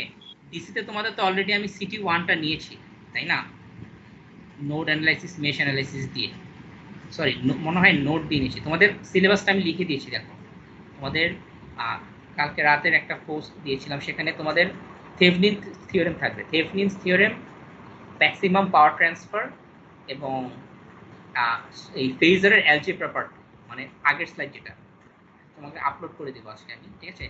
এই সেকেন্ড স্লাইড যেটা করিয়েছি সেটা আসবে না, এই জন্য আমি তোমাদের স্লাইড দুটো আলাদা করে দিলাম যাতে তোমরা বুঝতে পারো। আচ্ছা, তোমাদের দেখবা যে থেভনিনস থিওরেম বা ম্যাক্সিমাম পাওয়ার ট্রান্সফার করতে গেলে সেখানে কিন্তু নোড মেশ করা লাগবে। তো বাই ইটসেলফ ওখানে কিন্তু তোমাদের নোড মেশ থেকে যায়, ঠিক আছে? তোমরা যখন ওই সার্কিটগুলো সলভ করবা থেভনিনস থিওরেম, তোমাদের কিন্তু নোড মেশ থাকবে ওখানে বাই ইটসেলফ, ওটার ভিতরেই, তাই না? ওটাকে কিভাবে সলভ করবা থেভনিনস থিওরেমের ভিটিএইচ বের করার জন্য।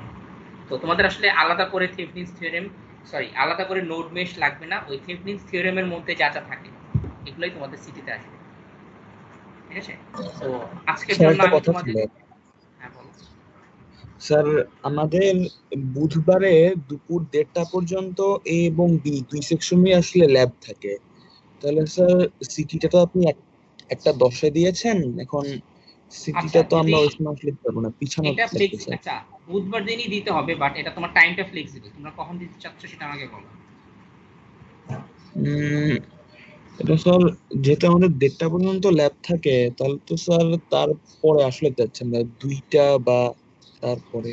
আচ্ছা, এরপরে আসলে লাঞ্চের ব্রেক, ঠিক আছে, 2টার দিকে দাও, ঠিক আছে? সিটি আসলে বেশিক্ষণের সময় না, তোমরা বেশি সময় দেওয়া হবে না, 20 মিনিট ম্যাক্সিমাম 25, এর বেশি দেওয়া হবে না। সো তোমাদের আসলে 2টার দিকেই দিয়ে দাও, কারণ ওই লাঞ্চ ব্রেকের পরে এসব করতে গেলে আসলে অনেক সমস্যা। সো তাহলে আমি ওইটাই ফাইনাল করলাম, তোমাদের সবাই তো এখানে আছো, সো তাহলে আমি ওইটা 2টার সময়। ল্যাব করার পরে 2টা সময় স্যার দেওয়াটা একটু মুশকিল স্যার, মাথাতে অনেক চাপ পড়ে সপ্তাহের দিকে নিয়ে কেমন হয়েছে? তোমাদের কিন্তু আমি মঙ্গলবার দিন এর জন্য দিতে চেয়েছিলাম, বাট তোমরা বললা তোমাদের একটা টেস্ট আছে, ল্যাব মানে ক্লাস টেস্ট, এই জন্যই কিন্তু জিনিসটা বুধবারে আসবে, তাই না? সো এছাড়া তো তোমাদের তাহলে রোববার দিন তোমরা দিবা না, রোববার দিকে দিতে চাও ক্লাস টাইমের বাইরে 1টা বাজে বা 1:30টা বাজে, তাহলে অন্য একদিন সিলেক্ট করো যেদিন তোমরা এরকম 1টা থেকে 2টার মধ্যে ফ্রি আছো, তাই না? তোমাদের যদি বুধবার দিন বলো দিতে পারবা না, তাহলে অন্য দিন তো বের করা মুশকিল, তাই না?